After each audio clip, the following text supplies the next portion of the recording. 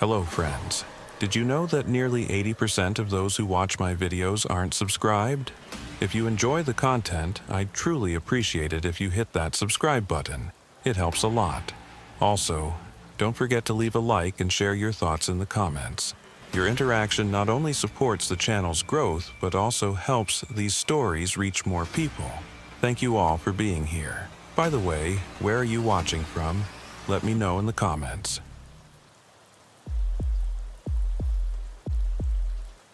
Officer Truxton Largo eased the patrol unit onto the shoulder of US 191.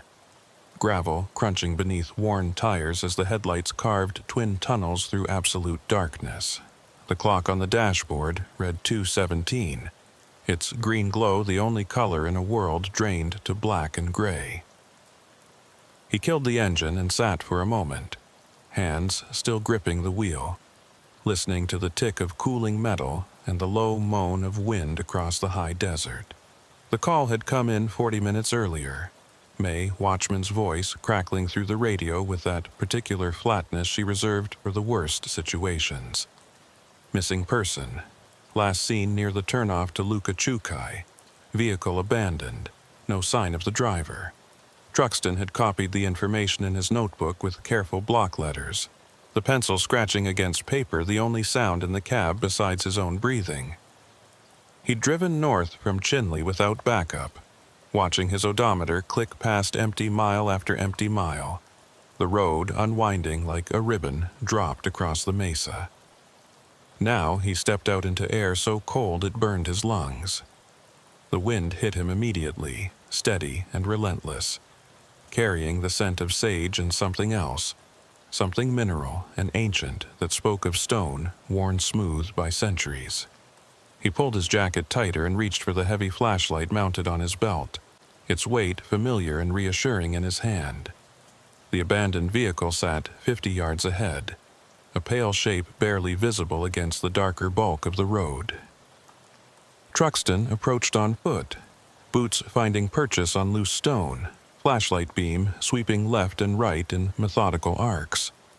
The truck was a Chevy, maybe 15 years old, parked at an angle with the driver's door hanging open.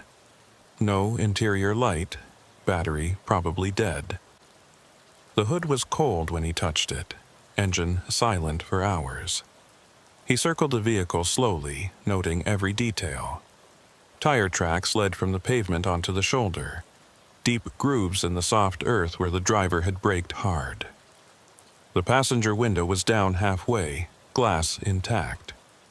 In the bed of the truck he found a spare tire, some loose rope, an empty water jug rolling against the tailgate. Nothing unusual, nothing that screamed emergency.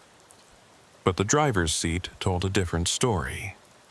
The door hung open at an odd angle, hinges strained as though someone had yanked it with force. On the seat itself lay a woman's jacket, denim with silver buttons, folded neatly as if placed there with care. Truxton lifted it with 2 fingers, examining the pockets. Empty, no wallet, no identification, no keys. He straightened and looked out across the landscape. The road stretched in both directions, a pale scar cutting through darkness. To the east, the ground sloped upward towards the base of a mesa, its bulk a deeper shadow against the sky. To the west, the land fell away into washes and arroyos, invisible in the night but mapped in Truxton's memory from years of driving these routes. The wind gusted, and he heard it then. A sound so faint he almost dismissed it as imagination, a scraping, rhythmic, like boot heels dragging across stone. He froze, holding his breath, straining to isolate the direction. There, southwest, maybe 200 yards out. He clicked off the flashlight and let his eyes adjust, pupils widening to drink in starlight.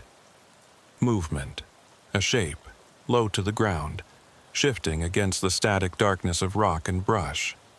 Truxton's hand moved to his radio, fingers finding the transmit button by feel.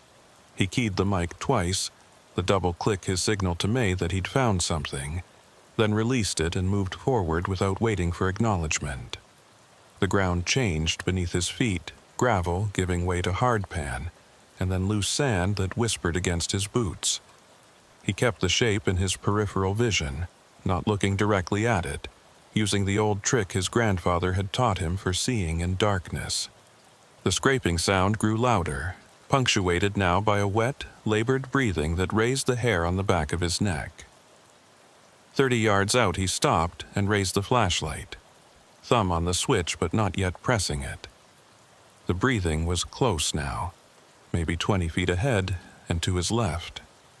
He could hear the wind in the sage, the distant call of some night bird, and beneath it all that terrible struggling sound of someone or something fighting for air. He hit the light.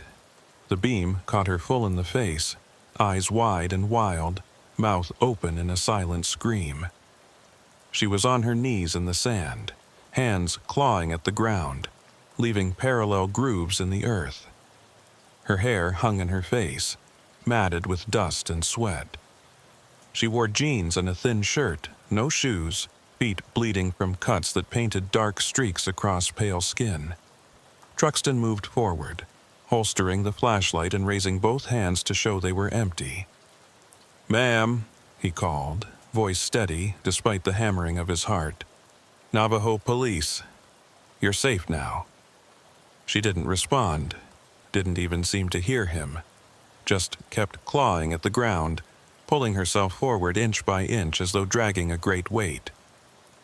Her breathing came in gasps, each inhale a shuddering rattle that spoke of exhaustion beyond bearing. He knelt beside her, close enough to touch but not touching, and tried again. "Ma'am, I'm Officer Largo. Can you hear me? Are you hurt?" This time her eyes flickered toward him, just for a moment, and he saw something there that made his chest tighten. Not fear, not pain. Recognition. As though she'd been expecting him, waiting for him in this empty darkness. Her lips moved, forming words without sound. Truxton leaned closer, close enough to smell the copper of blood and the salt of sweat. She spoke again, barely a whisper, and this time he caught it. "They're still here." The wind chose that moment to die, leaving a silence so complete it felt like pressure against his eardrums. Truxton stayed very still, eyes scanning the darkness beyond the small circle of his flashlight beam. Nothing moved. Nothing breathed except the woman and himself. "Who's still here?" he asked quietly. She shook her head, a violent jerk that set her whole body trembling. Her hands curled into fists, nails digging into her palms hard enough to draw blood. "The others," she whispered. "The ones who were in the truck." Truxton's mind raced. May had said nothing about passengers, nothing about anyone but a single driver gone missing. He keyed his radio, keeping his voice low and calm. "Dispatch, this is Unit 12. I've located the missing person. Female, conscious, appears injured. Requesting immediate medical response to my location." Static answered him for 3 long seconds before May's voice crackled through. "Copy that, 12. EMS is 40 minutes out from Chinle. Do you need additional units?" He looked down at the woman, at her bleeding feet and torn fingernails, at the strange, precise grooves she'd carved in the sand. "Affirmative," he said. "Send Sergeant Bagady if he's available. And May, run the plate on that Chevy, see if it comes back registered to multiple occupants." "Copy. Stand by." Truxton returned his attention to the woman. She'd stopped moving, stopped clawing at the earth, and now sat back on her heels with her head bowed. Her breathing had slowed, each inhale deep and measured as though she were counting them. He shrugged out of his jacket and draped it over her shoulders, careful not to startle her. "Can you tell me your name?" he asked. She lifted her head, and in the flashlight's beam he could see her face clearly for the first time. Late 30s, maybe early 40s, with strong features and dark eyes that seemed to look through him rather than at him. A thin line of blood traced from her hairline down her temple, already drying to a dark crust. "Nadine," she said, voice stronger now. "Nadine Tallsalt." The name meant nothing to Truxton, but he nodded and pulled out his notebook, flipping to a clean page. "Nadine, I need you to tell me what happened. Start from the beginning. Where were you going tonight?" She blinked slowly, as though struggling to remember. "Home," she said finally. "Driving home from Shiprock, alone." The last word came out with emphasis, almost defiant. "The truck back there, that's yours?" "Yes." "Why did you stop?" Her eyes slid away from his, focusing on something in the middle distance that he couldn't see. "There was something in the road," she said. "Standing in the road. I hit the brakes, pulled over, got out to look. What was it? I don't know." The words came quickly now, tumbling over each other. It was dark, I couldn't see clearly, but it moved. It walked toward the truck and I ran, just ran, didn't think, just ran. Truxton made notes, his handwriting cramped in the dim light. "Which direction did you run?" She pointed southwest, the same direction he'd found her. "Into the dark, away from the road. I fell, kept falling, couldn't find my way back, kept walking until I couldn't walk anymore." The timeline didn't quite add up. May had said the truck was reported abandoned 3 hours ago, called in by a passing driver who'd noticed it sitting dark with the door open.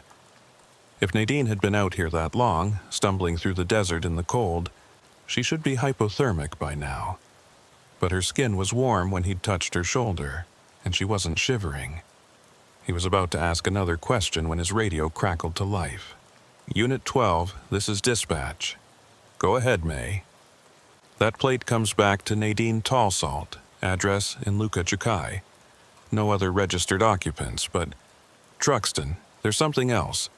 We've got a report from 2 weeks ago. Different woman, different vehicle, same stretch of road.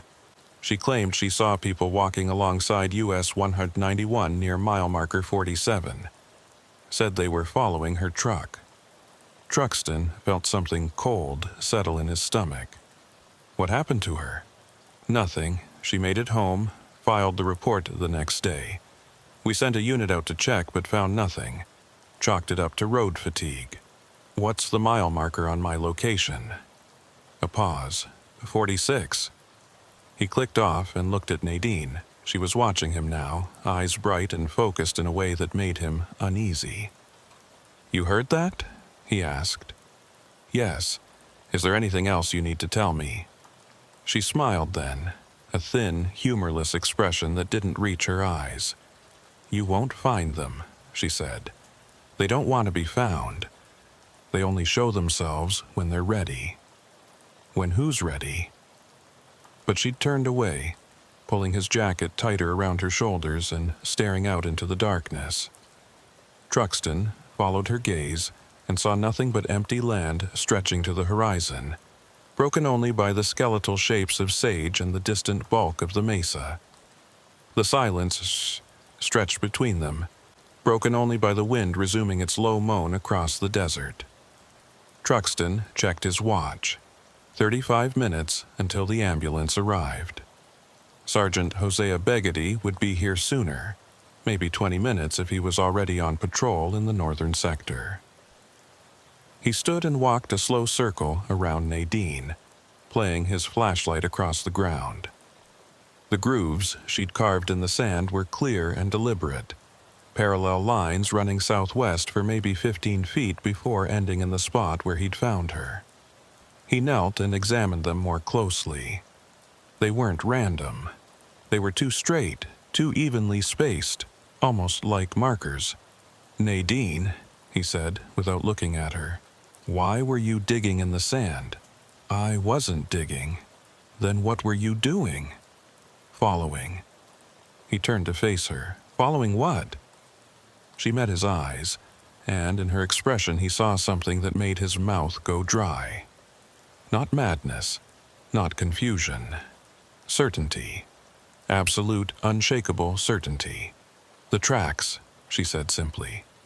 Truxton looked down at the grooves again, then out past them into the darkness. His flashlight beam wasn't strong enough to reach far, but he could see disturbed sand continuing beyond where Nadine had stopped, a trail leading deeper into the desert. He stood and followed it, counting his steps. 10 yards, 20, 30. The trail ended abruptly at the edge of a shallow wash, the sand giving way to exposed bedrock. He swept the light across the stone looking for any sign of passage, but the rock was smooth and unmarked. Whatever had made those tracks, if they were tracks at all, had vanished. When he returned to Nadine, she was standing. She'd wrapped his jacket around herself like a blanket, arms crossed over her chest.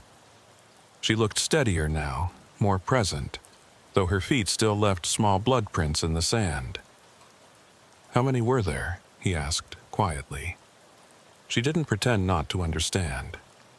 3, she said, maybe 4. Hard to tell in the dark. Walking together? In a line, single file. Like they knew where they were going. And you followed them. "I had to." Her voice was matter-of-fact, as though explaining something obvious. "They had my daughter." The words hung in the air between them, heavy with implication. Truxton felt his pulse quicken. "Your daughter was in the truck with you?" "No." Nadine shook her head slowly. "My daughter died 6 years ago, but they had her. I saw her walking with them. She looked back at me, and I couldn't just sit there. I had to follow." A chill that had nothing to do with the temperature crawled up Truxton's spine. He opened his mouth to respond, then closed it, choosing his words carefully. "Nadine, I need you to listen to me. You've been through something traumatic tonight. Your mind might be playing tricks, making you see things that aren't there. It's common after a shock." She smiled again, that same humorless expression. "You think I'm crazy? I think you're hurt and exhausted and possibly in shock." Then explain the tracks. He couldn't. That was the problem. He'd seen them himself. Clear, parallel grooves in the sand leading from the road deep into the desert. He'd followed them to the wash and watched them disappear on bare rock. And now this woman was telling him she'd carved those grooves with her bare hands, following shapes that may or may not have existed. Headlights appeared in the distance, growing brighter as a vehicle approached from the north. Truxton recognized the profile of Sergeant Bagoti's patrol unit even before it pulled to a stop beside his own. The engine cut off and Hosea climbed out, a tall, solid man with silver threading through his dark hair and eyes that missed nothing. He took in the scene with a single sweep of his gaze. Nadine wrapped in Truxton's jacket, the abandoned Chevy behind them, the disturbed sand leading away into darkness. He walked over slowly, boots deliberate on the gravel. "Officer Largo," he said by way of greeting, then turned to Nadine. "Ma'am, I'm Sergeant Bagoti. Medical help is on the way. Are you in pain?" "No more than I should be," Nadine replied. Hosea glanced at Truxton, one eyebrow raised in silent question. Truxton gave a small shake of his head. Not here, not now. They'd talk later, away from Nadine's hearing. "Tell me what happened," Hosea said, pulling out his own notebook. Truxton walked him through it, keeping his voice level and professional. The abandoned truck, the search, finding Nadine in the sand. He left out the part about the tracks for now, left out Nadine's claim about seeing her dead daughter.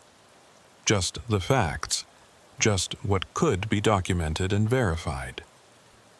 Hosea listened without interrupting, making occasional notes in his cramped handwriting. When Truxton finished, the sergeant walked over to examine the Chevy himself, flashlight probing the interior and the truck bed. He spent a long time looking at something in the sand near the driver's door, crouching low to get a better angle. When he returned, his expression was carefully neutral. "The medical team should be here in about 15 minutes, he said. "Truxton, help me get some flares set up so they can spot us easier. Ma'am, you just rest. We'll get you taken care of." They walked back toward the road out of Nadine's earshot. Hosea pulled road flares from his unit and handed 2 to Truxton without speaking. They worked in silence, striking the flares and placing them at intervals along the shoulder, the brilliant red light casting long shadows across the desert. When they were done, Hosea leaned against his unit and folded his arms. "All right," he said quietly. "Tell me the rest." Truxton did. The tracks in the sand. Nadine's story about following shapes into the darkness. Her claim about seeing her daughter. Hosea listened with the same patient attention he gave everything, his face revealing nothing. "You believe her?" he asked when Truxton finished. "I believe she believes it." "That's not what I asked." Truxton was quiet for a moment, choosing his words. "I saw the tracks myself, Hosea. They're real. They lead straight out into the desert and end at the wash. I don't know what made them, but they're there. Could be animal tracks. Coyote, maybe, or deer. Parallel grooves, evenly spaced, running in a straight line for 30 yards. What kind of animal does that?" Hosea didn't answer. He was looking past Truxton, out into the darkness where the flares couldn't reach. "May said there was another report," he said finally. "2 weeks ago, same area. Woman claimed she saw people walking alongside the road." "That's right." "Did May mention that we've had 3 other reports in the last month? All of them along this stretch of highway, all of them at night. People seeing things, hearing things. One man swore he watched someone walk straight through a barbed wire fence without slowing down." Truxton felt that chill again, deeper this time. "Why wasn't I briefed on this?" "Because we don't know what it means yet. Could be nothing. Could be people seeing what they expect to see out here in the dark. You know how it is, Truxton. This country plays tricks on your eyes. Or it could be something." Hosea met his gaze. "Yes," he said simply. "It could be something." They stood in silence. 2 men on a dark road listening to the wind and watching for headlights that would bring help and answers, or at least the promise of them. In the distance, Nadine sat wrapped in Truxton's jacket, staring out at the desert as though waiting for something to emerge from its depths. The ambulance arrived 18 minutes later, lights strobing red and white across the landscape. 2 paramedics climbed out and went to work with efficient professionalism, checking Nadine's vitals and cleaning the cuts on her feet. She submitted to their care without protest, answering their questions in a flat voice that gave away nothing. As they loaded her into the back of the ambulance, she caught Truxton's eye. "You should leave before it gets light," she said. "Why?" "Because they don't like being seen. And now you've seen them. Or their marks, at least. They'll know." The paramedic closed the door before Truxton could respond, and the ambulance pulled away, its lights fading to pinpoints in the distance before vanishing entirely. He stood watching until even the sound of its engine was swallowed by the desert silence. Hosea came to stand beside him.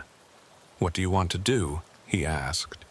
Truxton looked at the abandoned Chevy, at the flares still burning crimson along the shoulder, at the vast, empty darkness beyond. "I want to follow those tracks," he said. "See where they really go. Now? Dawn's only a few hours away. If there's something out there, I want to find it in daylight." Hosea was quiet for a long moment. Then he nodded. "All right," he said. "But we do this smart. We get proper gear, we tell May exactly where we're going, and we don't split up. Understood?" "Understood." They spent the next hour preparing, gathering supplies from both patrol units. Extra flashlights, water, a first aid kit, road flares, a length of rope. Hosea had a compass and a hand-drawn map of the area, marked with old trails and known landmarks. Truxton had his notebook and a camera with a flash. At 0430, with the sky still black but beginning to pale at the eastern horizon, they set out. The tracks were easy to follow at first, clear grooves in the sand that caught and held their flashlight beams. They walked in silence, Hosea in the lead with the compass, Truxton bringing up the rear and stopping every 20 yards to mark their own trail with small cairns of stacked stones. The tracks led them southwest, away from the road and deeper into broken country. The land rose and fell in gentle swells, cut by dry washes and studded with sage and juniper.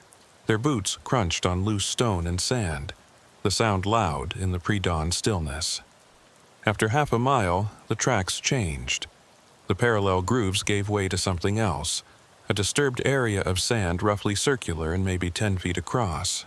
It looked as though something had thrashed there, churning the earth. Truxton knelt and examined it closely, his flashlight revealing dozens of small impressions that might have been footprints or might have been nothing at all. "What do you make of this?" he asked Hosea. The sergeant crouched beside him, running his fingers through the disturbed sand. "Could be anything," he said. "Wind, animals, runoff from rain. Or it could be where Nadine fell. Could be." They moved on, following the trail as it resumed beyond the churned area. The sky was definitely lighter now, the stars beginning to fade. Truxton could make out shapes in the distance, the dark bulk of rock formations rising against the coming dawn. The tracks led them to the wash Truxton had found earlier, where they ended abruptly at exposed bedrock. But now, with better light and more time, they could see something he'd missed before. Scratches on the stone, faint but visible, running in the same southwest direction. Hosea knelt and traced one with his finger. "Something with claws," he said, "or something sharp enough to score rock." They followed the scratches across 20 yards of bare stone before the sand resumed on the far side, and there, clear in the soft earth, were the tracks again. But they were different now, deeper, more defined, and there were more of them. Truxton counted under his breath. 4 sets, he said. 4 distinct trails, all running parallel. "You're sure?" "Look for yourself." Hosea did, playing his flashlight across the sand. His jaw tightened. "All right," he said quietly. 4 it is. The question is for what? They had no answer for that. They simply followed, their own shadows growing longer as the sun crept toward the horizon behind them. The tracks led them into a narrow canyon, walls rising steep on either side, the sky a ribbon of indigo overhead. Here the sand was deep and soft, muffling their footsteps. The tracks were clearer than ever, and Truxton could see now that they weren't all the same. 2 were narrow and straight, like something dragged. The other 2 were wider, with regular indentations that might have been toes or claws. The canyon opened into a small box canyon, walls curving around to form a natural amphitheater maybe 50 yards across. And there, in the center, the tracks ended. Not gradually, not fading away. They simply stopped, all 4 trails terminating in a rough circle of disturbed earth. Truxton and Hosea approached slowly, flashlights sweeping the area. There was nothing there. No bodies, no equipment, no sign that anyone or anything had ever existed. Just the tracks, ending in emptiness. The sun broke the horizon as they stood there, golden light spilling across the canyon walls and illuminating the sand with sudden clarity. In that light, Truxton saw something that made his breath catch. On the canyon wall directly above the circle of disturbed earth, someone had carved symbols into the rock. Old symbols, weathered and faint, but unmistakably deliberate. He pointed without speaking. Hosea followed his gesture and went very still. They climbed the loose scree at the base of the wall to get a closer look. The symbols were small, each one maybe 6 inches across, arranged in a horizontal line.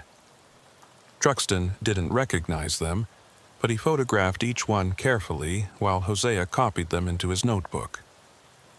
When they were done, they stood side by side looking down at the empty circle below. The tracks led here and nowhere else. Whatever had made them had ended its journey in this place. "We need to report this," Hosea said finally. "Report what? That we found some tracks that stopped for no reason? That there are old carvings on a canyon wall? That something happened here, something we don't understand?" Truxton couldn't argue with that. They descended the scree and walked back through the canyon in silence, following their cairn markers like breadcrumbs leading home. By the time they reached the patrol units, the sun was fully up, painting the desert in shades of gold and red. May's voice crackled through the radio as soon as Truxton climbed into his unit. "Unit 12, what's your status?" "Back at the vehicle," he replied. "We're code 4. "Copy that. Hospital called. Nadine Tallsalt is stable, being kept for observation. Doctor says she's dehydrated and exhausted, but otherwise unharmed. She's asking for you." Truxton exchanged a glance with Hosea. "Tell them I'll be there within the hour," he said. They drove back to Chinle without speaking, each man lost in his own thoughts. The tracks, the symbols, the empty circle where everything ended. None of it made sense, and all of it felt wrong in a way that Truxton couldn't articulate.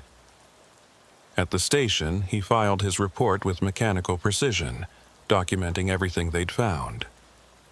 The abandoned truck, Nadine's condition, the tracks, the canyon, the symbols. He attached the photographs and copied Hosea's sketches of the carvings. Then he sealed it all in an envelope and handed it to May. "Send copies to the regional office," he said. "Mark it for review." May took the envelope without comment, but her eyes were sharp and knowing. She'd heard the tone in his voice, recognized the weight of something unresolved. "You heading to the hospital?" she asked. "Yeah." "Want some advice?" "Always." She leaned forward, elbows on her desk. "Whatever she tells you, write it down exactly as she says it. Don't interpret, don't explain, just listen and record. Sometimes the truth isn't in what makes sense.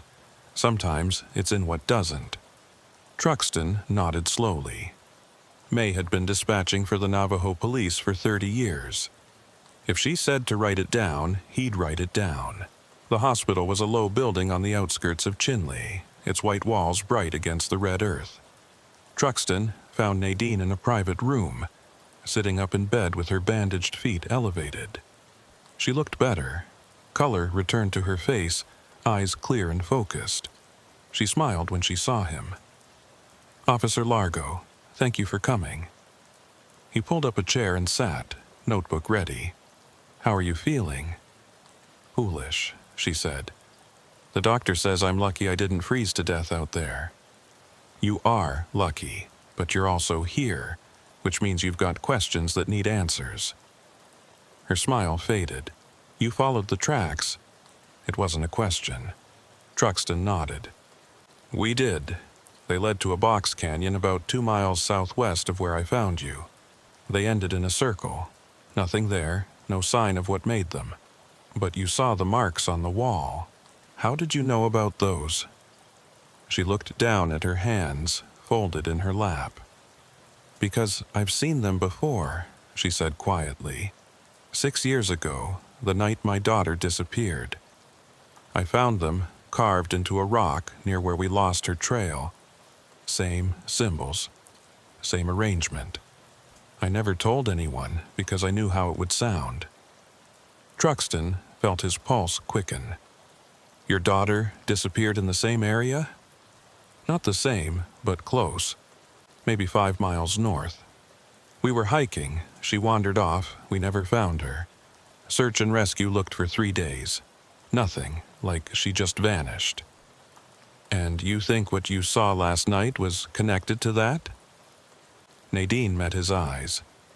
I don't think, Officer Largo, I know. They took her then, and they showed her to me last night. I don't know why, don't know what they want. But they're real, and they're still out there. Who are they? I don't know. Old things. Things that were here before roads, before trucks, before us. Things that walk these lands and take what they want. She said it with such conviction that Truxton found himself believing her, or at least believing that she believed it absolutely. He wrote it all down, every word, just as May had advised. When he was done, Nadine reached out and touched his hand. Be careful, she said. You've seen their marks now. They know you, and they don't like being pursued. Truxton left the hospital as the afternoon sun climbed toward its zenith, his notebook full of words that raised more questions than they answered. He drove back to the station slowly, mind churning through possibilities and finding none that satisfied. Hosea was waiting in the squad room, a mug of coffee cooling on the desk beside him. He looked up when Truxton entered. Well, she says the symbols are the same ones she saw 6 years ago, the night her daughter disappeared. Hosea set down his mug carefully. Her daughter's disappearance is on file? Should be. I'm going to pull the report. They spent the next 2 hours in the records room, digging through filing cabinets until they found it. The case file was thin, just a few pages documenting a search that had turned up nothing. But clipped to the back was a photograph, faded and creased, showing a rock face with symbols carved into it. Truxton held it up to the light. The symbols were identical to the ones they'd found that morning. This can't be a coincidence, he said. No, Hosea agreed. It can't. They sat in silence, the weight of implication settling over them. Somewhere out in the desert, something was walking. Something that left tracks and marks and took people who were never seen again. Something old and patient and utterly unknown. Truxton closed the file and stood. We need to go back, he said. Document everything properly, search the area in daylight. Maybe we missed something. Maybe, Hosea said, but his tone suggested he doubted it. They would return to the canyon at first light, Truxton decided. They would search every inch of ground, photograph every mark, leave no stone unturned. And if they found nothing, they would search again. Because now it wasn't just about Nadine Tallsalt and her strange night in the desert. Now, it was about a missing girl, 6 years gone, and symbols that connected past to present in ways that defied explanation. The sun was setting as Truxton drove home, painting the desert in shades of crimson and gold. He thought about tracks that ended in emptiness, about old carvings on canyon walls, about a woman who claimed to have seen her dead daughter walking in the dark. And somewhere out in that vast landscape, beneath the gathering stars, something waited. Truxton arrived at the station before sunrise, the sky still dark but beginning to pale at the eastern edge. His headlights swept across the empty parking lot as he pulled in beside Hosea's unit, already there, engine ticking as it cooled. Through the station windows he could see lights on in the squad room, May's silhouette moving behind the glass. He killed the engine and sat for a moment, hands resting on the wheel. He'd slept poorly, what little sleep he'd managed, interrupted by dreams of parallel tracks running through sand, leading him deeper and deeper into darkness that never ended. When he'd finally given up at 4 a.m, he'd made coffee and sat at his kitchen table reviewing his notes from the day before, trying to find some pattern or explanation that made sense. He'd found nothing, just tracks that shouldn't exist, symbols that connected a current case to one 6 years old, and a woman's absolute certainty that something had taken her daughter and shown her a glimpse of the girl in the dark. Inside, Hosea was already geared up, a heavy pack on the table beside him. He looked up when Truxton entered, nodded once. "Coffee's fresh," he said, gesturing to the pot on the counter. Truxton poured himself a cup, black, and took a long swallow. It was bitter and strong, exactly what he needed. "May briefed you?" he asked. "She did. Also pulled some additional files from archives. You need to see them." May emerged from the records room carrying a cardboard box, the kind used for long-term storage. She set it on the table with a thump that raised dust.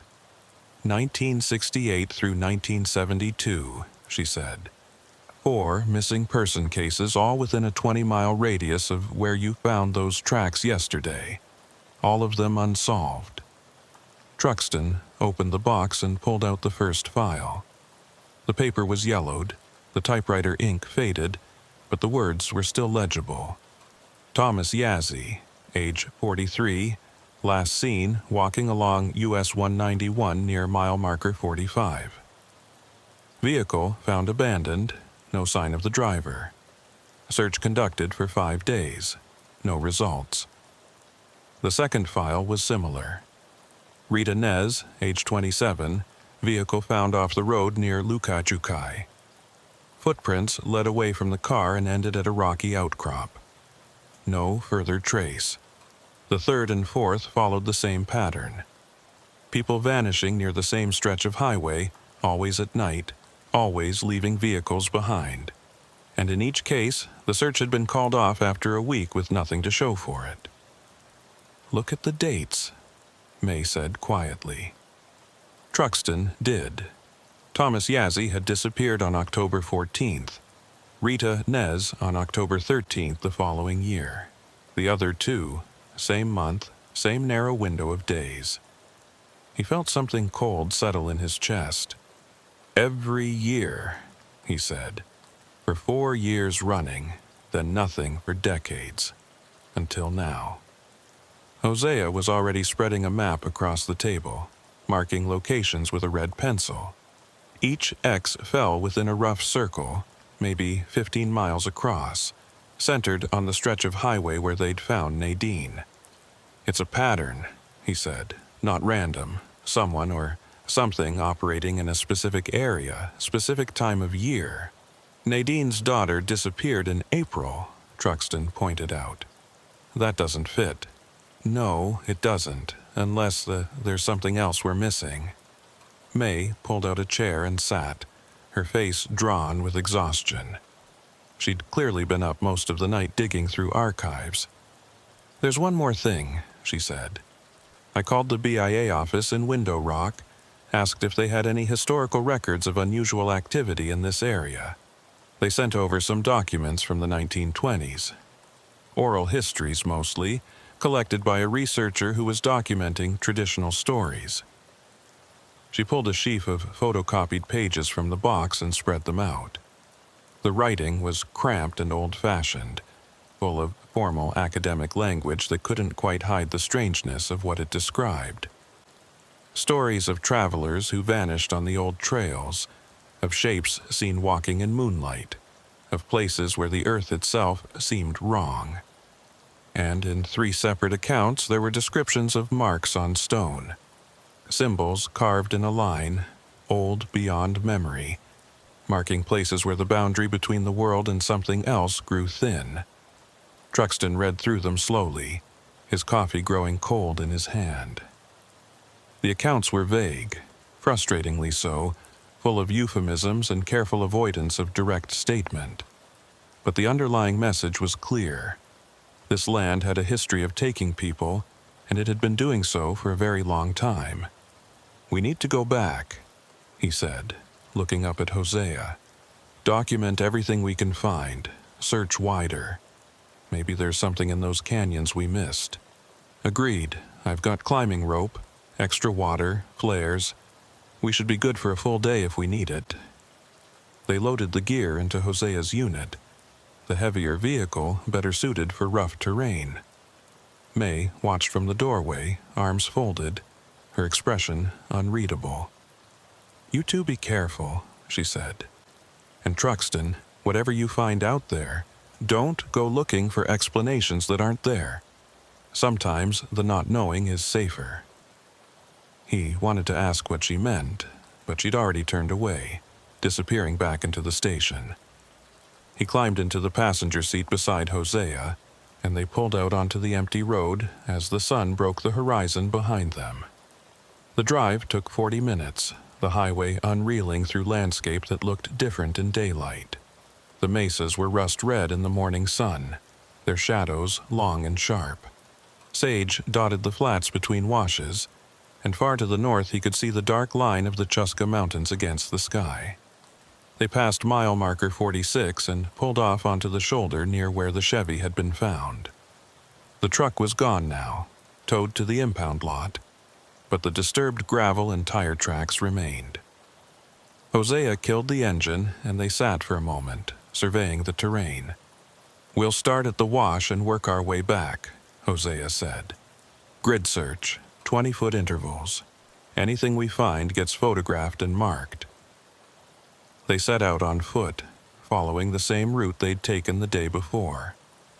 The tracks were still visible in the sand, though the wind had begun to blur them at the edges. Truxton photographed each section as they went, his camera clicking in the silence. At the wash, they split up, Hosea working north along the rock face while Truxton went south. The morning was already growing warm, heat radiating off the stone. Truxton's boots slipped on loose scree as he climbed to examine the wall more closely. The scratches they'd found were definitely deliberate, too regular to be natural erosion. He ran his fingers along them, feeling the grooves worn smooth by wind and time.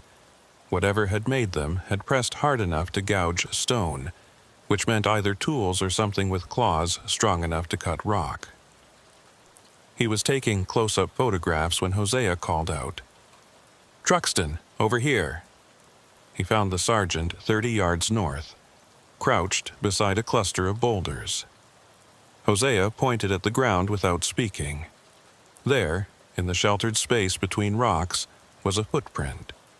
Not the parallel tracks they'd been following, but an actual footprint, pressed deep in undisturbed sand.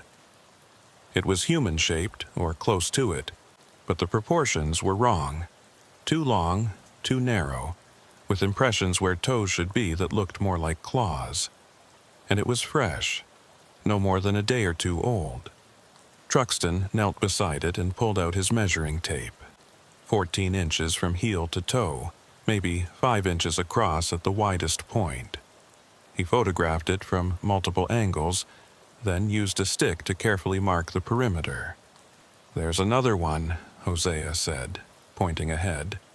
"And another." They followed the prints north away from the main trail they'd tracked yesterday. These were different, more purposeful, as though whatever made them had been searching for something. The prints led them up a shallow incline and into a narrow cleft between rock walls. The cleft was barely wide enough for them to walk single file, walls rising 10 feet on either side. It curved to the right, blocking any view of what lay ahead. Truxton felt his heartbeat quicken as they moved deeper, the light dimming as the walls closed in. The cleft opened suddenly into a small clearing, maybe 20 feet across, surrounded by smooth rock faces. And there, in the center, was a cairn.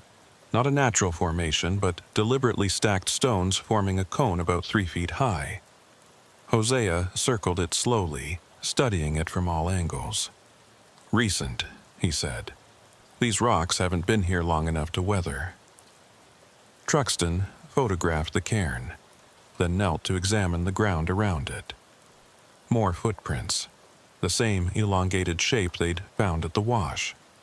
They circled the cairn multiple times as though whoever or whatever had built it had walked around and around it in some kind of ritual. "Should we dismantle it?" he asked. Hosea was quiet for a long moment. "No, he said finally. "We document it, mark the location, but we don't touch it. Some things are better left alone." They spent another hour searching the clearing and the surrounding rocks, finding nothing else of note. The footprints led away from the cairn and disappeared on bare stone, just like the tracks from the day before. Whatever was making these marks knew how to vanish without a trace.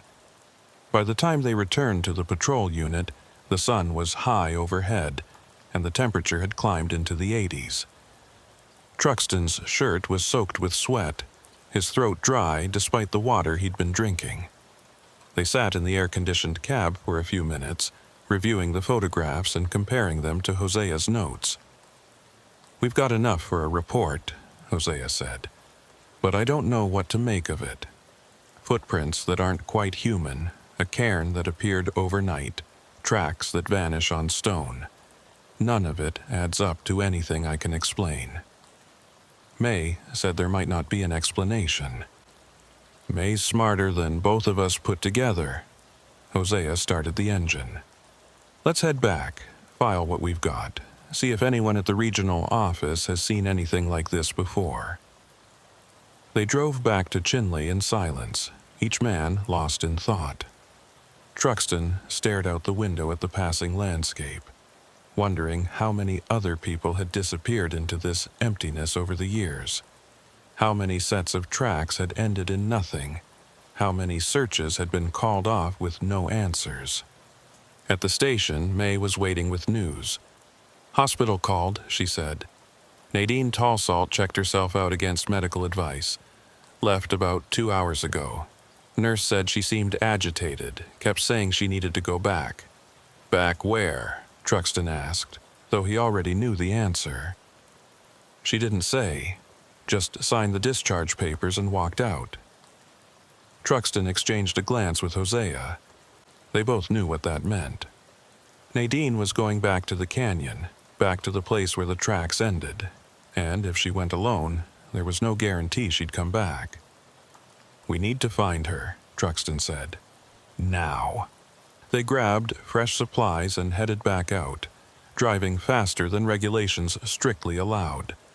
Truxton scanned the roadside as they went, looking for any sign of Nadine's truck or the woman herself. But the highway remained empty, just endless miles of desert rolling past. At the turnoff where they'd found her vehicle the first time, Hosea slowed and pulled onto the shoulder. There were fresh tire tracks in the gravel, narrow and deep. Truxton jumped out and examined them, then looked up at Hosea through the windshield. "She was here," he called. "Maybe an hour ago, based on how sharp these tracks are." They followed the tire tracks away from the highway, the patrol unit bouncing over rough ground. The tracks led southwest, the same direction as the footprints they'd been following. After half a mile, they found Nadine's truck parked at the entrance to the canyon. The driver's door was open, keys still in the ignition. But Nadine was nowhere to be seen. Truxton called out, his voice echoing off the canyon walls. No answer. He tried again, louder this time. Nothing but the wind and the distant cry of a hawk circling overhead. They moved into the canyon on foot, following the same trail they'd walked the day before. The sand showed fresh footprints, small and narrow, definitely a woman's. They were spaced far apart, as though Nadine had been running. The footprints led to the box canyon where the tracks had ended before. And there, standing in the center of the circle of disturbed earth, was Nadine. She was facing the far wall, her back to them, completely still. "Nadine," Truxton called softly. "It's Officer Largo. Are you all right?" She didn't turn around, didn't acknowledge his voice, just stood there, motionless, staring at the rock face where the symbols were carved. Truxton approached slowly, hands visible and empty.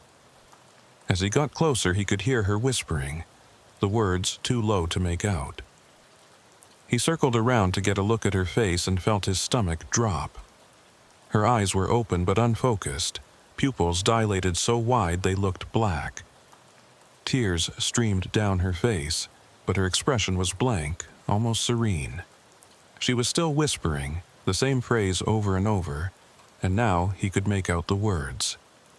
"They're waiting, they're waiting, they're waiting." "Nadine," he said, reaching out to touch her shoulder. "Can you hear me?" Her head snapped toward him with sudden violence, and for a moment he saw something in her eyes that wasn't quite her, something cold and ancient that looked through him rather than at him. Then she blinked, and it was gone, leaving only confusion and fear. "Officer Largo?" Her voice was small, uncertain. "What am I doing here? You don't remember?" She looked around, taking in the canyon walls, the disturbed earth, her own position in the center of the circle. "I was at the hospital," she said slowly. "I was sleeping, and then I heard her, my daughter. She was calling to me saying she needed help. I got up, got my truck, drove here. And then," she trailed off, eyes widening. "I don't remember anything else." Hosea had his radio out, calling for medical support, but Truxton knew what the doctor would say. Dehydration, exhaustion, possible psychotic break. They'd sedate her, keep her for observation, run tests that would show nothing unusual. And meanwhile, the real question would remain unanswered. What had brought her here? What was she hearing or seeing that pulled her back to this place? He was about to ask when Nadine grabbed his arm, fingers digging in with surprising strength. "Look," she whispered, pointing at the canyon wall above the symbols. Truxton followed her gesture and felt his breath catch. There, where there had been nothing before, new marks had appeared. Fresh scratches in the stone barely visible in the afternoon light. They formed a pattern, geometric and deliberate, different from the old symbols but clearly related to them. "Those weren't there yesterday," Hosea said quietly. "No," Truxton agreed. "They weren't." They photographed the new marks from every angle, documenting their position relative to the old symbols. Then Hosea noticed something else. A small pile of stones at the base of the wall directly beneath the fresh scratches. The stones were arranged in a spiral pattern, each one carefully placed. "Another cairn," he said. "Someone built this recently, very recently." "While we were gone," Truxton said. "Sometime between yesterday afternoon and now." They searched the surrounding area, looking for any sign of who or what had created the marks in the cairn. They found nothing. No footprints, no tool marks, no evidence that anyone had been there at all. By the time the medical team arrived, the sun was beginning its descent toward the western horizon. They loaded Nadine into the ambulance, still confused and disoriented, and drove away with lights flashing. Truxton and Hosea remained behind, standing in the center of the box canyon as shadows lengthened around them. "This is getting bigger," Hosea said. "Whatever this is, it's not stopping, it's escalating." Truxton nodded slowly. "We need help. Someone who knows more than we do about this area, about the history. Someone who can make sense of what we're seeing." "I know someone," Hosea said after a moment. "Traditional healer, lives up near Sile. He's old, been around longer than anyone I know. If there are stories about this place, he'll know them. Can you set up a meeting?" "I'll try. But Truxton, you need to understand something. If we go down this road, if we start asking these questions, we might not like the answers we get. Some knowledge comes with a price." "I know," Truxton said. "But we can't just let this go. People are disappearing, and we're supposed to protect them. If there's even a chance we can stop it, we have to try." Hosea looked at him for a long moment, then nodded. "All right, I'll make the call tonight. But we do this properly, with respect. We're asking for help, not demanding answers." They drove back to Chinle as dusk settled over the desert, the sky turning purple and gold. At the station, May was waiting with more files, more old cases that might or might not be connected. Truxton took them gratefully and sat down to read, knowing he wouldn't sleep again tonight. The files painted a picture that grew more disturbing with each page. Disappearances going back decades, maybe longer. Always the same area, always people alone at night. Always vehicles found abandoned with no explanation. And in the margins of some of the oldest reports, handwritten notes in faded ink that mentioned marks on stone and places where the land felt wrong. At midnight, Truxton was still reading when his phone rang. It was Hosea. "I talked to my contact," the sergeant said without preamble. "He'll meet with us tomorrow afternoon at his place. But he had a warning. He said we need to be very careful about what we're looking for because some things look back." "What does that mean?" "I don't know, but we'll find out tomorrow." Truxton hung up and stared at the files spread across his desk. Somewhere out in the dark, something was walking. Something that left tracks and marks and took people who never came home. And now he'd committed to pursuing it, to following the trail wherever it led.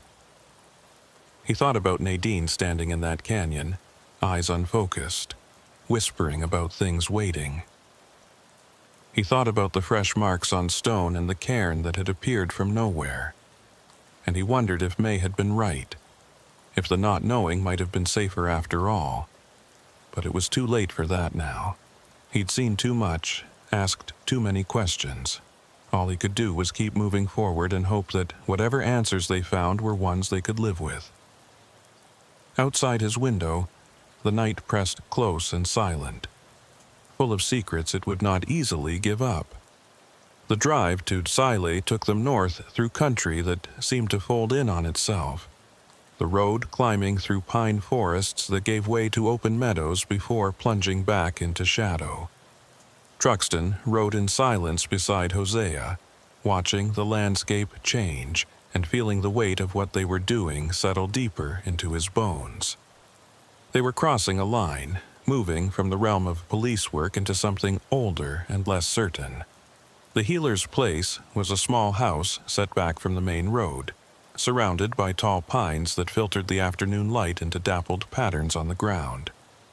Smoke rose from a chimney, carrying the scent of juniper and something else Truxton couldn't identify.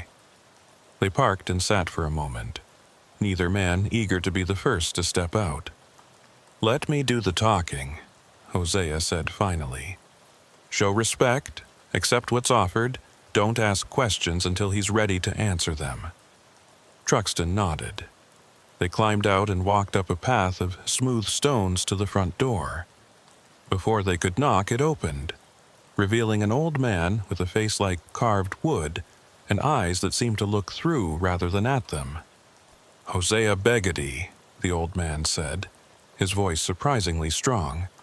"It's been a long time." "Too long, Uncle. Thank you for seeing us." The old man's gaze shifted to Truxton. "And you bring a young officer who's seen things he doesn't understand." It wasn't a question. Truxton felt exposed under that steady gaze, as though every doubt and fear he carried was visible. "Yes, sir," he said quietly. The old man nodded and stepped back. "Come in, we have much to discuss." The interior was dim and warm, heated by a fire crackling in a stone hearth. The walls were lined with shelves holding jars and bundles of dried plants, their labels written in both English and Navajo. The old man gestured to a worn sofa and two chairs arranged around a low table. "Sit," he said. "I'll make tea." They sat while he worked at a small stove in the corner, heating water and adding leaves from one of his jars. The silence stretched, but it wasn't uncomfortable. It felt purposeful, like a space being cleared for important words.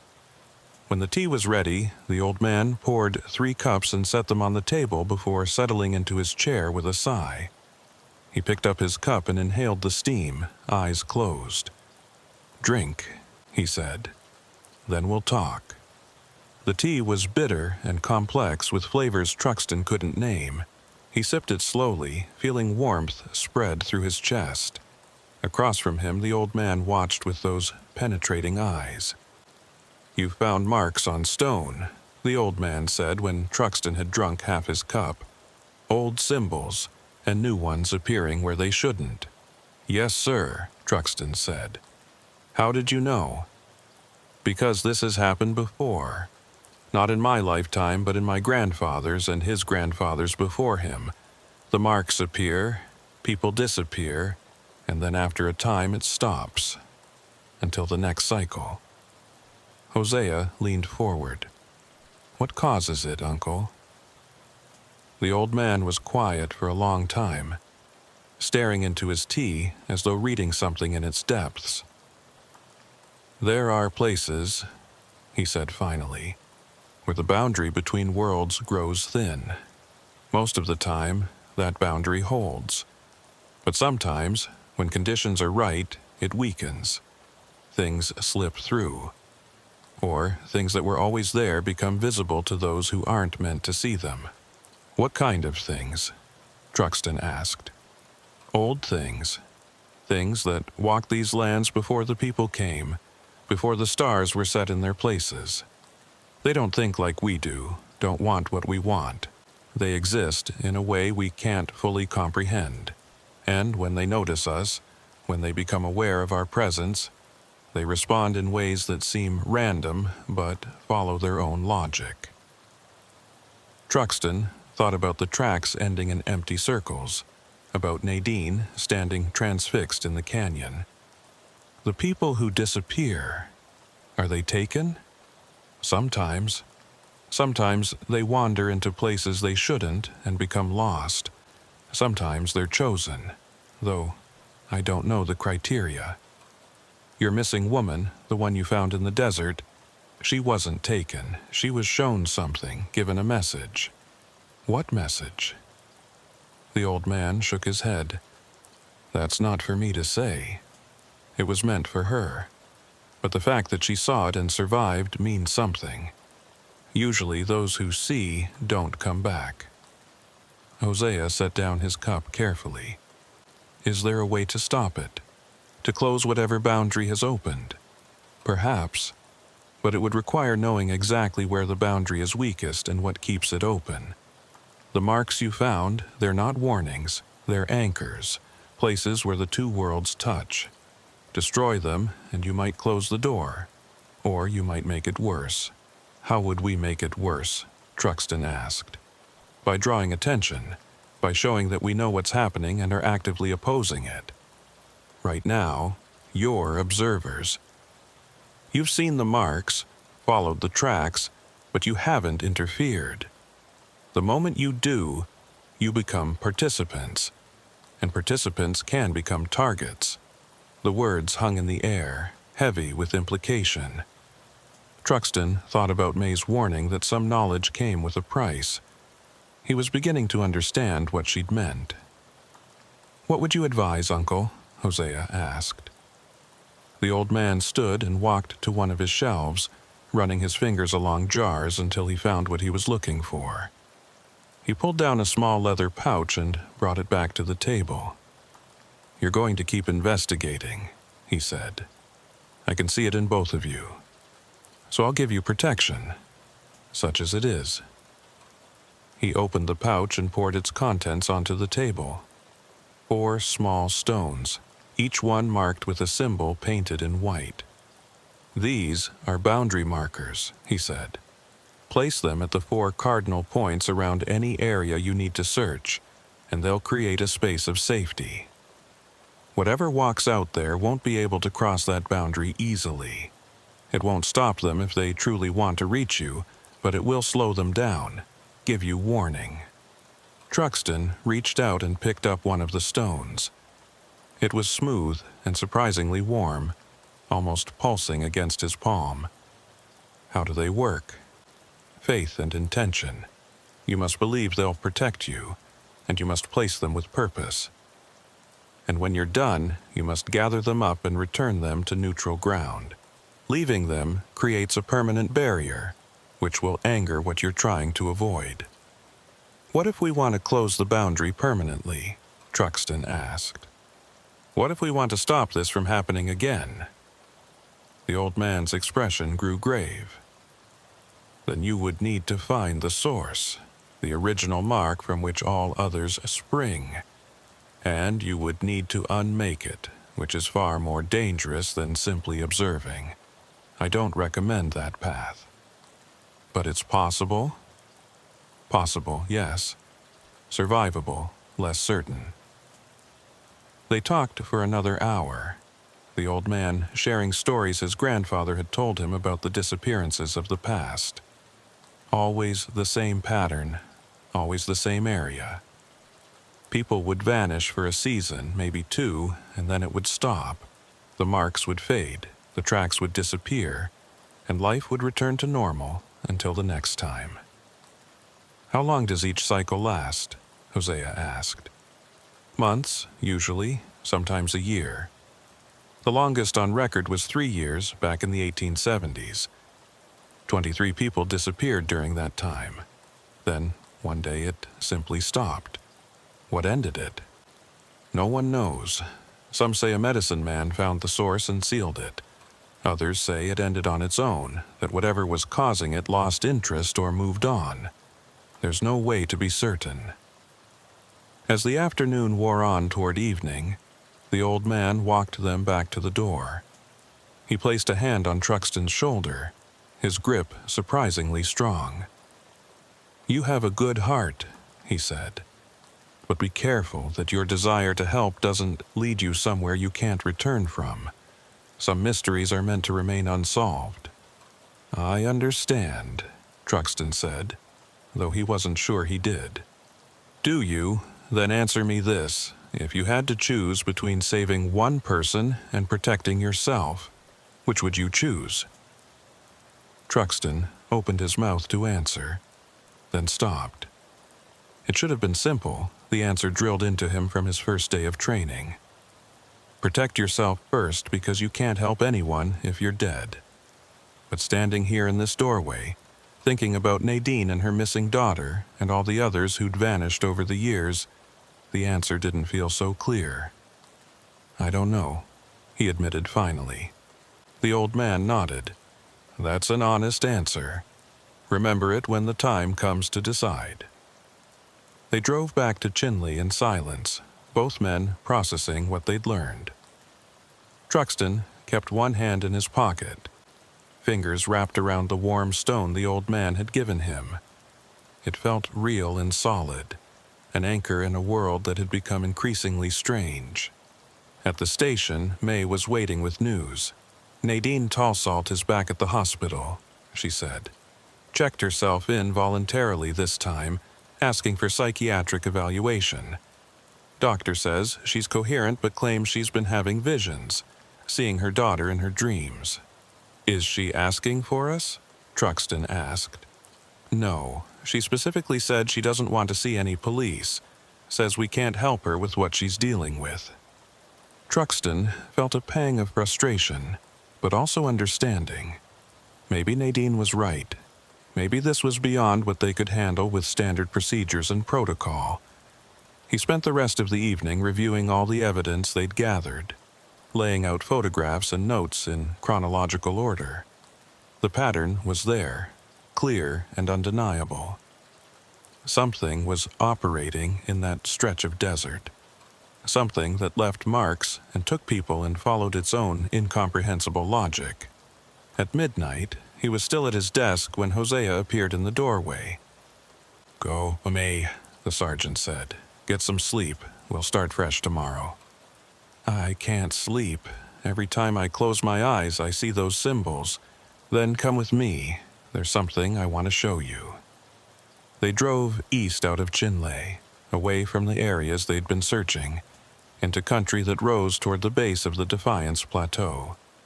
The road climbed through darkness, headlights catching the eyes of animals that scattered before them.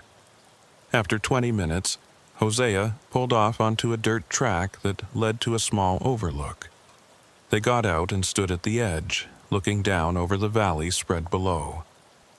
From here, they could see the lights of Chinle in the distance, and beyond it the vast darkness of the desert stretching to the horizon. The stars overhead were brilliant, undimmed by any competing light. "My grandfather brought me here when I was young," Hosea said. "Taught me to read the land, to understand that what we see is only a small part of what's actually there. He said the Navajo people have always known that there are other worlds alongside ours, places we can't perceive directly, but that influence everything we do." "Do you believe that?" Truxton asked.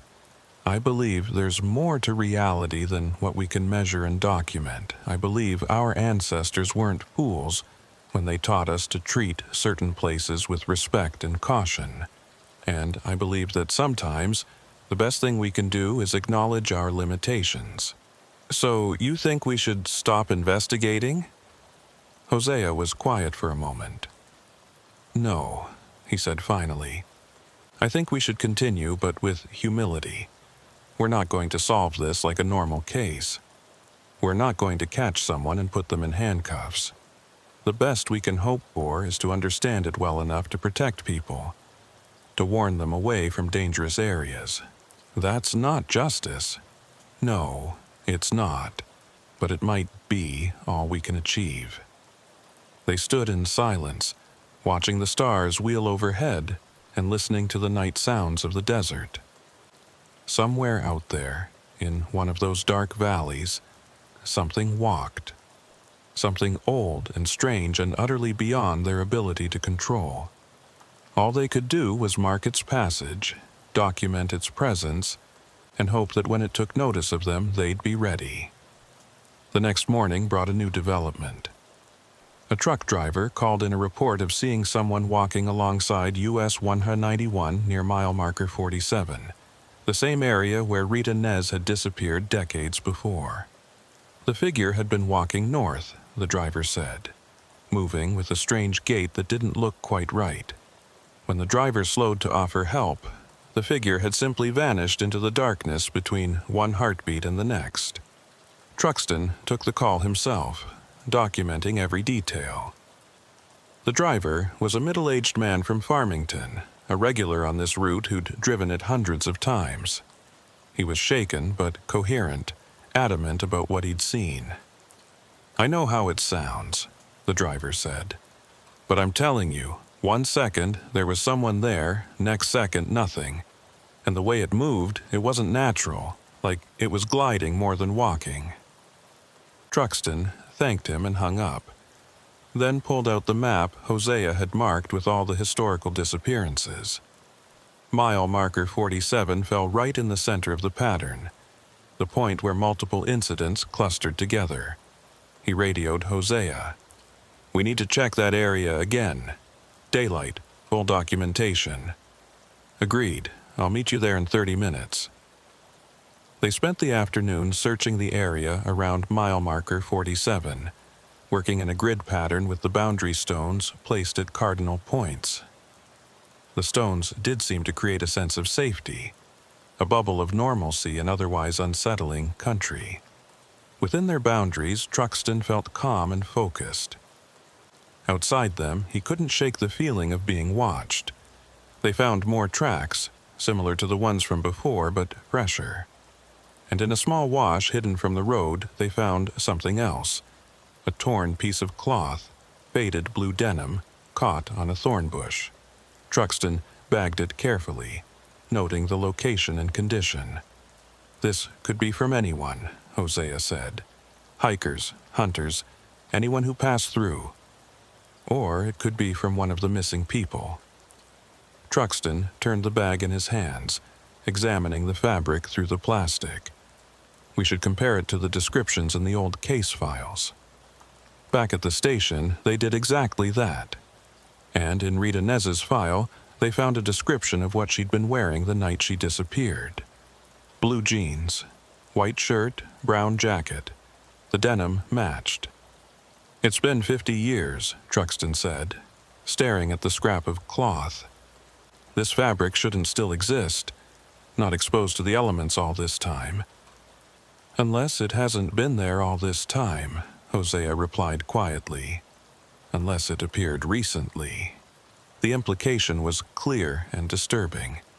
Somehow, evidence from a 50-year-old disappearance was showing up fresh, as though the event had just occurred. The boundary between past and present was blurring in the same way the boundary between worlds seemed to be. That night, Truxton dreamed of walking through the desert following parallel tracks that stretched to the horizon. In the dream, he could see figures ahead of him walking in single file, but every time he got close enough to make out details, they flickered and vanished like heat shimmer. He woke before dawn, tangled in sweat-soaked sheets, with the absolute conviction that he'd been somewhere real. The feeling persisted through the morning, a certainty that his dream had been more than simple imagination. He couldn't shake the sense that he'd actually walked those tracks, had actually seen those figures, even though his rational mind insisted it was impossible. At the station, May took one look at him and pointed to the coffee pot without speaking. He poured himself a cup and sat heavily in his chair, the dream still vivid behind his eyes. "You're pushing too hard," May said from her desk. "This case is getting inside your head. It's already there. I can't let it go." "Maybe that's the problem. Maybe you're not supposed to solve it. Maybe you're just supposed to document it and move on." "People are disappearing, May. I can't just document that and move on." She looked at him steadily. "No one's disappeared in the last 3 days. Whatever was happening might have stopped on its own. Or it's just paused, waiting. For what? I don't know. That's what scares me." The day passed in a blur of paperwork and phone calls, but Truxton's mind was elsewhere, circling around the problem like water around a drain. That evening, he found himself driving back out to the area around mile marker 47, unable to stay away. He told himself it was just a patrol, a routine check, but he knew it was more than that. He was being drawn back, pulled by the same force that had pulled Nadine back to the canyon, and he wondered if he was strong enough to resist it, or if he even wanted to. The sun was setting when he pulled off the road at the exact spot where they'd found the torn denim. He got out and stood in the fading light, listening to the desert sounds around him. Wind in the sage, the distant call of a raven, the tick of his cooling engine. Nothing unusual, nothing threatening, but as darkness fell, he heard it. Footsteps, slow and deliberate, coming from the direction of the wash. He turned, hand moving to his flashlight, and saw a figure approaching through the twilight. It walked with that strange gliding gait the truck driver had described, not quite natural, not quite human. Truxton's heart hammered as the figure drew closer. He should get in his truck and leave, should radio for backup, should do any number of things that training and common sense dictated. Instead, he stood his ground and waited. The figure stopped 20 feet away, at the edge of where the light from his truck's headlights reached. It was tall and thin, dressed in what looked like old clothes, its face shadowed and indistinct. They regarded each other across that small distance, human and something other, while the desert held its breath around them. Then the figure spoke, its voice like wind across stone. "You've been looking for us." Truxton found his voice, though it came out rougher than he'd intended. "Who are you?" "We are what remains, what has always been here. You call us walkers, stalkers, things in the night. We have no name for ourselves. What do you want?" "Nothing from you. We simply exist, as we always have. It's your people who have forgotten how to coexist with what they cannot see." "The missing people, did you take them?" "Some found their way to us. Some were claimed by the land itself. The boundary is thin here, and has been for longer than your people have walked upright. Those who cross it rarely return. Can they be brought back? The figure was silent for a long moment. Would you want them back, changed as they would be? Having seen what lies beyond, some knowledge breaks the mind that holds it. Truxton thought of Nadine, transfixed in the canyon, whispering about things that waited. Is there a way to close the boundary? To protect people from crossing? The boundary closes itself when it's ready. Trying to force it would only make things worse. Your best protection is knowledge and respect. Mark the dangerous places, teach your people to recognize the signs, and most will be safe. And the ones who aren't? They were always meant to cross. It's not cruelty, not hunger, it's simply the nature of things. The figure began to fade, dissolving into shadow like smoke dissipating on the wind. Truxton lunged forward, desperate to keep it there, to ask the 1,000 questions burning in his mind. But it was gone, leaving only darkness and the sound of wind across empty land. He stood alone in the night, trembling with the enormity of what had just happened.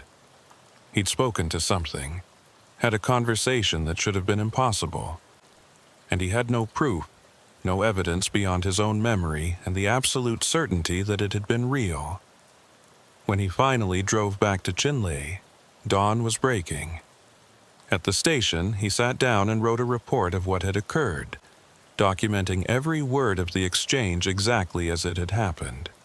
He sealed it in an envelope and handed it to May without explanation. "File this," he said, "and if anything happens to me, make sure it gets read." She took the envelope, her expression unreadable. "You okay, Truxton?" "No," he said honestly, "but I will be." He went home and slept for 12 hours, dreamless for the first time in days. When he woke, the world felt clearer, his purpose more defined. He couldn't stop the disappearances, couldn't close a boundary that operated by rules he didn't understand. But he could document it, could mark the dangerous places and warn people away. He could be a watchman, standing between his people and something they couldn't comprehend. It wasn't the heroic solution he'd hoped for. It wasn't justice in any conventional sense. But it was something, a way to matter in the face of forces beyond his control. And for now, that would have to be enough. 3 weeks passed in a strange kind of calm. The disappearances stopped, the strange footprints ceased appearing, and the symbols on the canyon walls showed no new additions. Truxton continued his patrols along US 191, but the sense of watchful presence that had hung over the desert seemed to have faded, replaced by ordinary silence. He used the time to create a map, marking every location where incidents had occurred over the decades. Using the boundary stones the old man had given him, he established safe zones around the most active areas, placing warning markers at intervals along the roadside. They weren't official, just small cairns of stacked stones that looked natural enough but followed a pattern anyone familiar with the land would recognize as deliberate. May helped him compile a reference guide, a simple document that listed the historical incidents without interpretation or explanation, just facts, dates, locations. She filed copies with the regional office and kept one in the station's emergency binder, marked for consultation in case of future disappearances. "You're making a handbook for something that can't be explained," she said one afternoon as they reviewed the final draft. "I'm making a record," Truxton replied, "so the next person who encounters this won't be starting from nothing. So they'll know they're not crazy, that this has happened before. And if it never happens again, then someone will find these files in 50 years and wonder what we were thinking. But at least the information will be there." Hosea spent those weeks following up on the old cases, trying to bring some closure to families who'd lost people decades ago. Most of the original family members were gone themselves, But there were grandchildren, nieces, nephews who remembered stories of relatives who'd vanished. He visited them one by one, explaining gently that there were no new leads but that the cases remained open, that their loved ones hadn't been forgotten. It was quiet work, unglamorous, the kind of thing that never made reports or earned commendations. But Truxton saw how it affected Hosea, saw the weight he carried in those conversations. Each family deserved to know that someone still cared, even if there were no answers to give. Nadine Tallsalt was released from the hospital after 2 weeks of evaluation. The doctors found nothing physically wrong with her, and the psychiatric assessment concluded she'd experienced a severe stress reaction to trauma, but was no danger to herself or others. She went home to Luka Chukai and, according to follow-up calls, resumed her normal life as though nothing had happened. Truxton visited her once, driving up to her small house on a cool morning when the aspens were just beginning to turn gold. She met him on the porch, coffee mug in hand, and they sat in comfortable silence for a few minutes before speaking. "How are you doing?" he asked finally.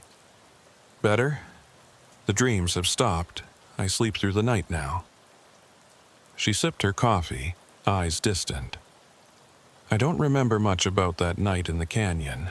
Just fragments, feelings, like trying to remember a dream after you've been awake too long. Maybe that's for the best. Maybe." She looked at him directly. "Did you find what you were looking for out there?" "I found something. I'm not sure it's what I was looking for, but it's something." She nodded slowly. "My grandmother used to tell me that some questions aren't meant to be answered, just acknowledged.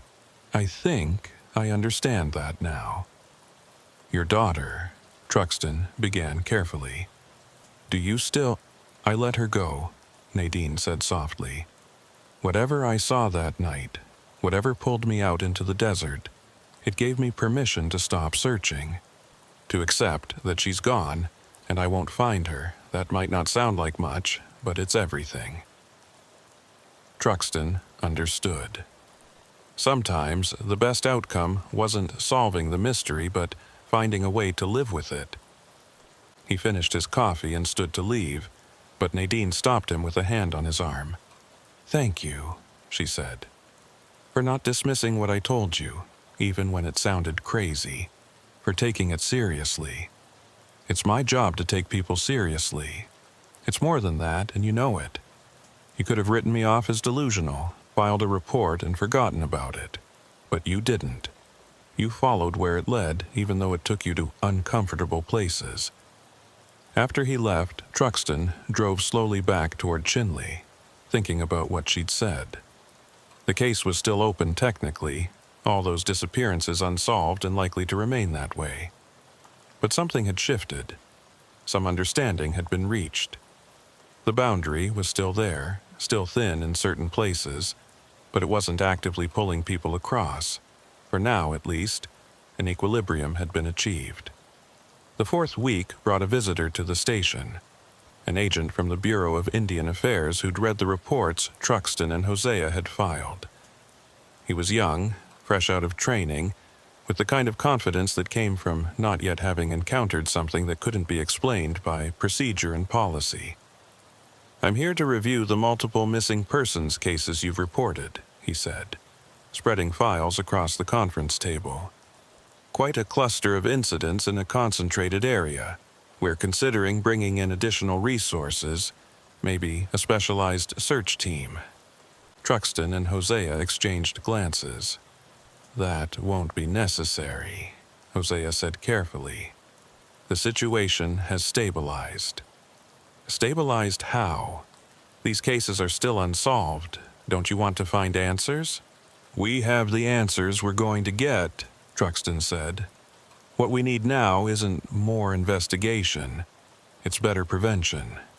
Warning signs, education, making sure people understand the risks of that particular stretch of road." The agent frowned. "What risks, specifically?" I've read your reports and they're thorough on documentation but vague on causation. What exactly do you think is happening out there?" Truxton chose his words carefully. "The area has a history of disappearances going back over a century. We've documented patterns, marked dangerous zones, and established protocols for responding to future incidents. We believe the best use of resources is maintaining awareness and quick response capability, not extensive search operations that historically haven't yielded results." "It sounds like giving up." "It sounds like accepting limitations," Hosea said quietly. "Sometimes that's the wisest course of action."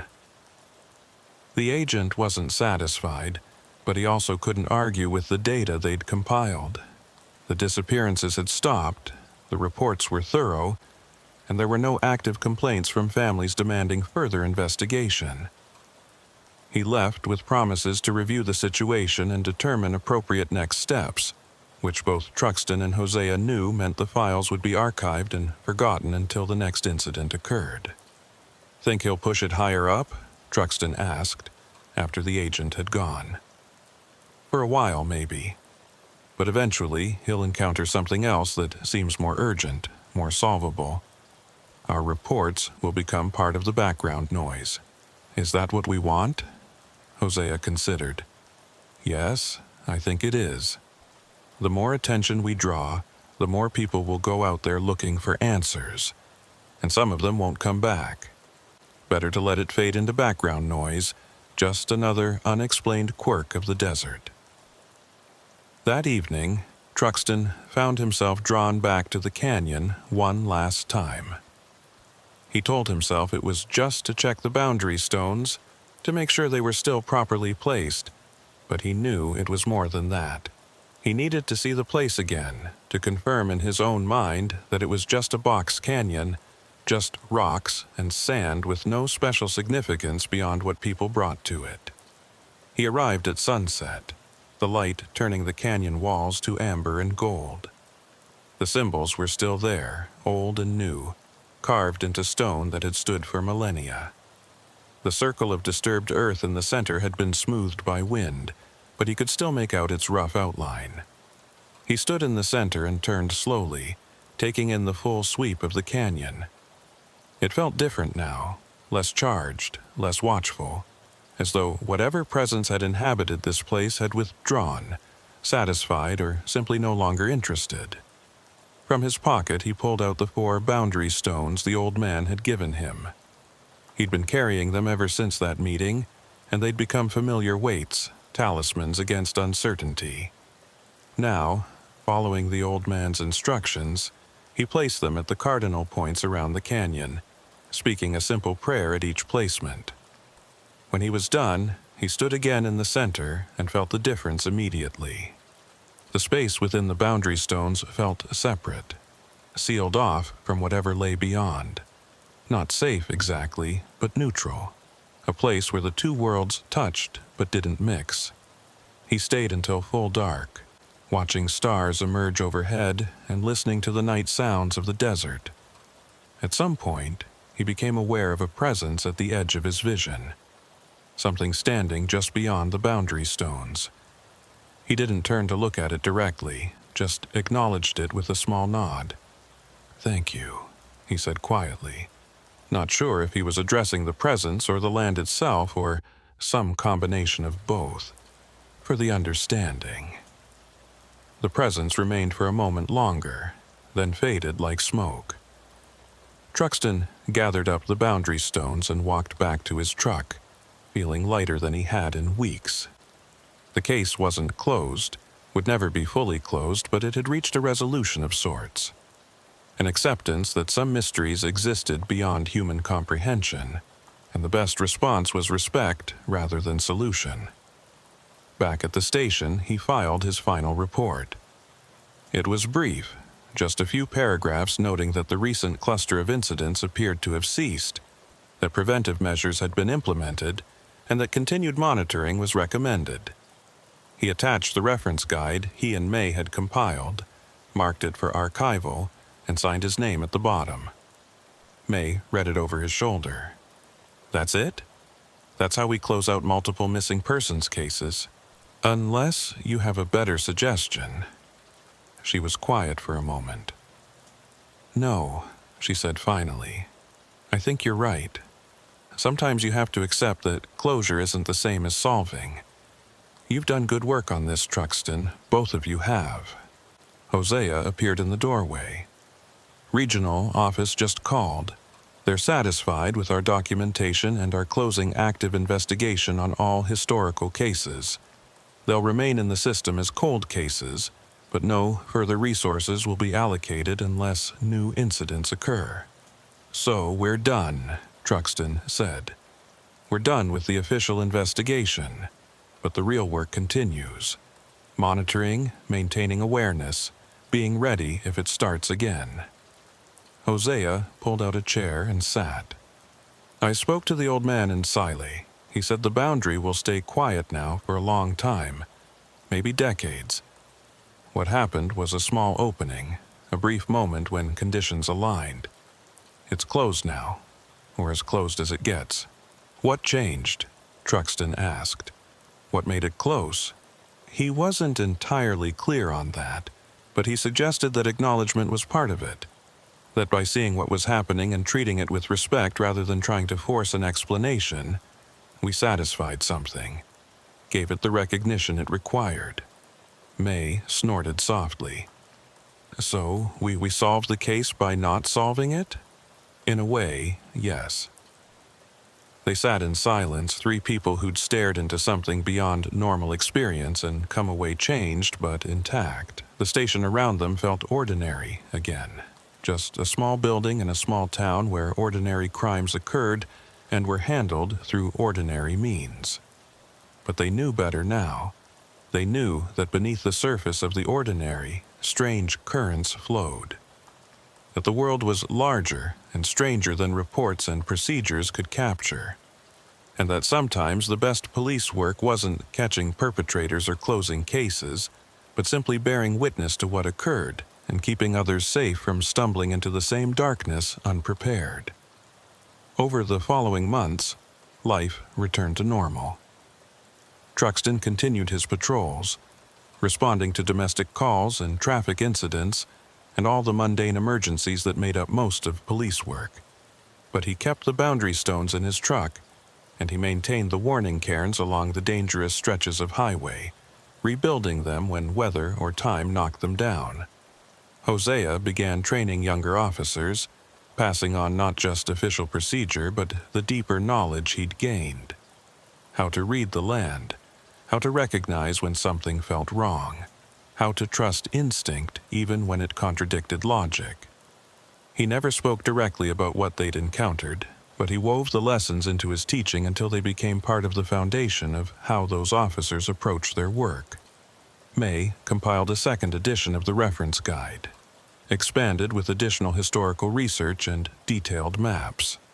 She distributed copies to stations throughout the region, marked as reference material for unexplained incidents.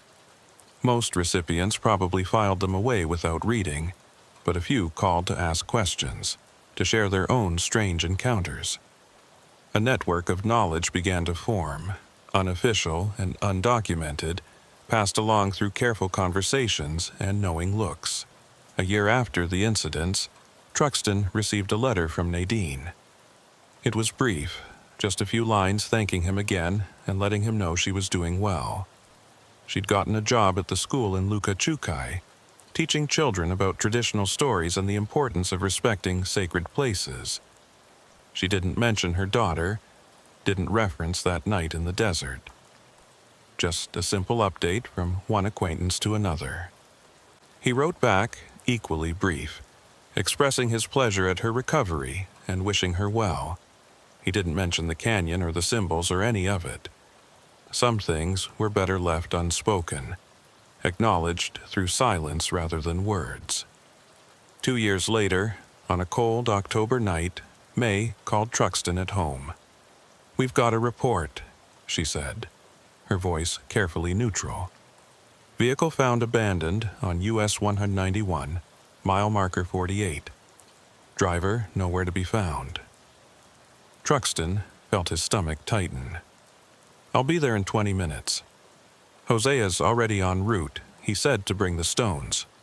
He grabbed his gear and the leather pouch containing the boundary stones and drove through darkness to the highway. His headlights caught Hosea's truck already pulled over, the sergeant standing beside an abandoned sedan with its door hanging open. They didn't speak as Truxton approached, just exchanged a look that conveyed everything necessary. It was happening again, the cycle beginning anew. But this time they were prepared, armed with knowledge and respect, and the understanding that some battles weren't about winning, but about maintaining vigilance. Together they placed the boundary stones around the search area, establishing a safe perimeter. They documented the vehicle, noted the tracks leading away into darkness, photographed everything with meticulous care. And when the sun rose and a search team arrived from Chinle, they briefed them on proper procedure, on the importance of not pursuing tracks too far, on recognizing when to pull back. The driver was never found. The case joined the others in the archive. One more notation in the ongoing record of disappearances along that stretch of desert highway. But there was no panic, no media frenzy, no demands for explanation.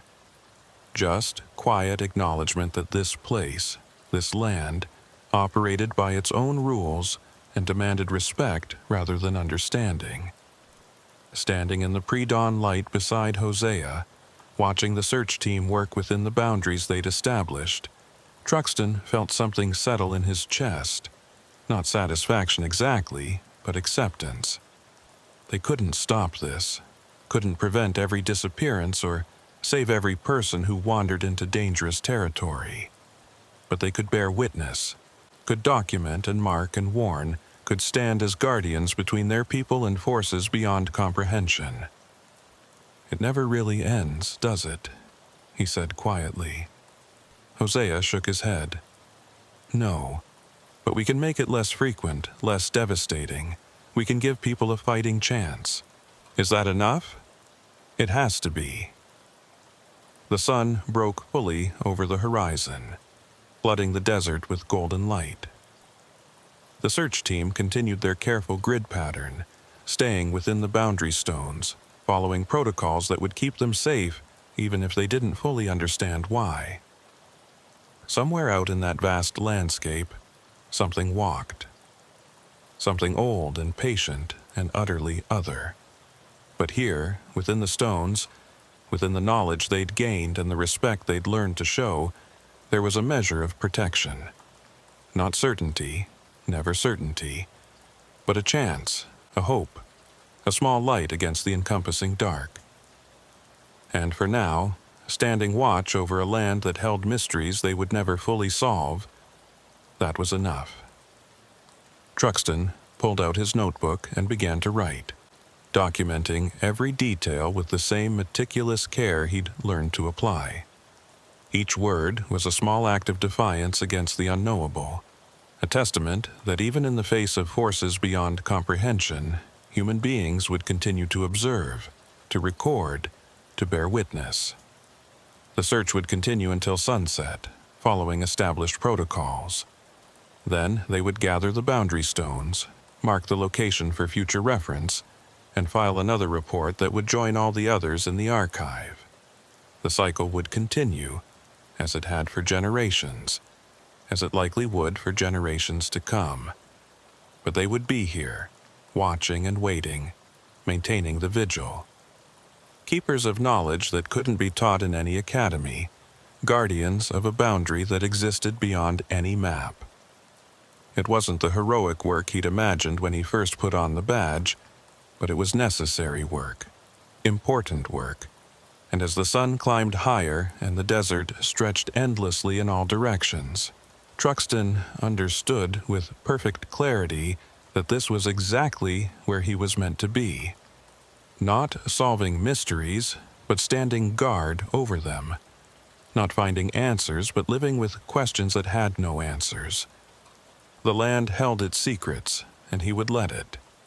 But he would also stand between those secrets and the people under his protection, would mark the dangerous places and warn the unwary and maintain the careful balance between worlds that should not touch. It was enough. It had to be enough. Because in the end, that was all any of them could do. Bear witness, stay vigilant, and hope that when the next traveler wandered into darkness, they would see the warning signs and choose another path. The desert wind picked up, carrying the scent of sage and stone and ancient things. Truxton closed his notebook, tucked it away, and turned to help Hosea coordinate the search. There was work to do. There was always work to do. And somewhere out in the vast silence, something waited.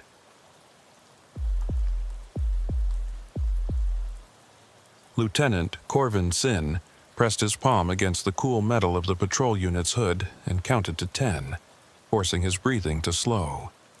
The radio crackled with static and distant voices, units checking in from across the Navajo Nation, but none of them were close enough to matter.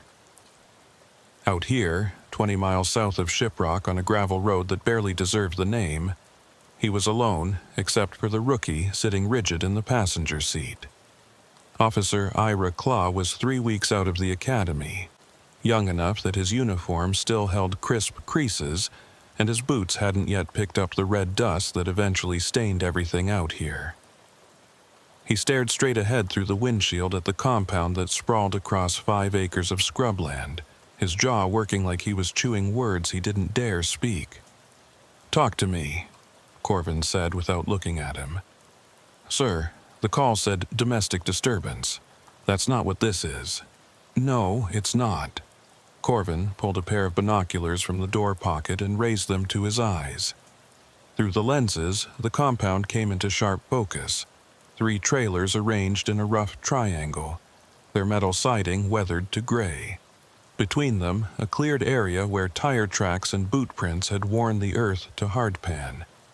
And at the center, blocking the only road in or out, a barricade of scrap lumber and chain-link fencing topped with coils of rusted barbed wire. Movement caught his eye.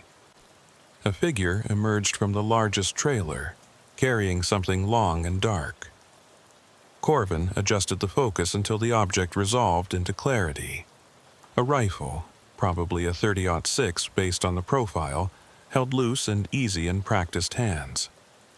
"How many you count?" he asked, passing the binoculars to Ira. The rookie took them with hands that trembled slightly. He scanned the compound in silence, lips moving as he counted. 3 visible. 2 by the barricade, 1 on the porch of the far trailer. Could be more inside. Always are. Corvin took back the binoculars and studied the terrain. The compound sat at the base of a low mesa, its back against rock that rose in layered shelves of sandstone. No approach from that direction without climbing gear and time they didn't have. The front was all open ground, 400 yards of sage and sand with no cover except scattered rocks barely big enough to hide a jackrabbit. The call had come in 40 minutes ago, a woman's voice, tight with fear, reporting that her husband had barricaded himself in their home with their 2 children and was threatening anyone who approached. Dispatcher had given the address and noted previous calls to the location, all domestic in nature, all resolved without incident. Standard procedure said wait for backup, establish a perimeter, call in a negotiator. But when Corvin had radioed for support, the response had made his stomach sink. Nearest units were an hour out, tied up with a rollover on US 160. Regional negotiator was in Window Rock, minimum 2 hours away. He could wait, sit tight, and keep the situation contained until help arrived. Or he could try to talk to someone before whatever was building inside that compound reached critical mass. "We're going in," he said, making the decision with the same quiet certainty he'd learned over 20 years of wearing the badge. Not charging in, not forcing entry, but approaching close enough to make contact, to understand what they were dealing with. Ira swallowed hard enough that Corvin could hear it. "Sir, regulations say—" "I know what regulations say." I also know that regulations were written by people sitting in air-conditioned offices who've never had to watch a situation spiral out of control while they waited for backup that took too long to arrive. He pulled out his notebook and a pencil, both worn smooth by years of use. We're going to approach on foot, hands visible, weapons holstered. I'm going to try to establish dialogue. Your job is to stay 10 paces behind me, observe everything, and if this goes bad, get back to the unit and call for emergency response. Understood? Yes, sir. And Ira, don't pull your weapon unless I tell you to. The moment we show firearms, this becomes something else. Right now, it's just 2 officers trying to help a family in crisis. They stepped out into afternoon heat that hit like a physical blow. The sun hung overhead in a sky bleached almost white, and heat waves shimmered off the hardpan, making the compound waver like a mirage. Corvin settled his hat firmly on his head and started walking, boots crunching on gravel with each deliberate step. The barricade grew larger as they approached. Up close, he could see it was more substantial than it had appeared through binoculars. Shipping pallets formed the base, stacked too high and reinforced with railroad ties scavenged from somewhere. Chain link panels were wired across the top, and someone had woven branches and strips of sheet metal through the links to create a wall that was mostly opaque. The barbed wire on top looked fresh, its barbs catching sunlight in bright points. 50 yards out, a voice called from behind the barricade. "That's far enough." Corvin stopped and raised both hands to shoulder height, palms out. "I'm Lieutenant Corvin Sin, Navajo Police. We got a call about a disturbance. I'm here to help, not to cause trouble. Don't need your help. Need you to turn around and go back where you came from." The voice was male, rough with stress and something else. Fear, maybe, or exhaustion. Corvin tried to place the accent, the cadence of the words. Local, definitely Diné, but with an edge that spoke of time spent elsewhere. Military, maybe, or prison. "Can't do that," Corvin said, keeping his voice level and calm.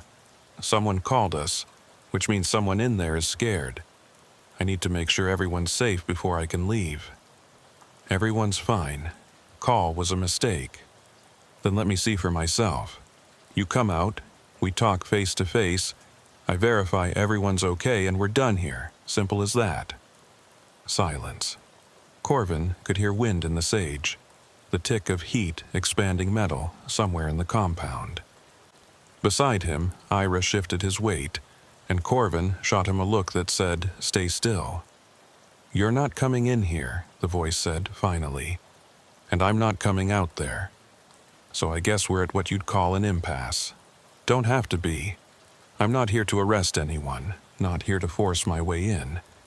I just need to know that the people inside are safe. You got a phone in there? Can call someone, have them confirm everyone's okay? No phone, no contact, just leave us alone." Corvin tried a different angle. "The woman who called, she said there were children inside. That true?" A longer pause this time. When the voice came back, it was harder, more defensive. "My kids, my family, not your concern." "Kids make it my concern. That's the job, making sure children are safe. You can understand that. What I understand is you people don't care about us until something goes wrong. Where were you when the bank took our land? Where were you when the clinic turned us away because we couldn't pay? You show up now with your badges and your guns, acting like you're here to help, but all you want is to take what's left." There it was, the real issue bleeding through. This wasn't about a domestic disturbance or an isolated incident. This was about accumulation, about every grievance and injustice piling up until something finally broke. Corvin recognized it because he'd seen it before, had felt it himself in darker moments. The sense that the systems meant to protect you had failed so completely that the only option left was to wall yourself off and defend what little you still held. I hear you, he said quietly. And you're not wrong about a lot of that. Systems failed a lot of people, my own family included. But right now, in this moment, I'm not the system. I'm just one officer trying to make sure nobody gets hurt. Can we start there? Movement behind the barricade, shadows shifting. Then a section of chain link swung aside, revealing a gap barely wide enough for a person. The man who stepped through was in his 40s, lean and weathered, with close-cropped gray hair and eyes that tracked everything with military precision. He held the rifle low but ready, finger outside the trigger guard but close enough to matter. 10 feet, he said. You don't come closer than 10 feet.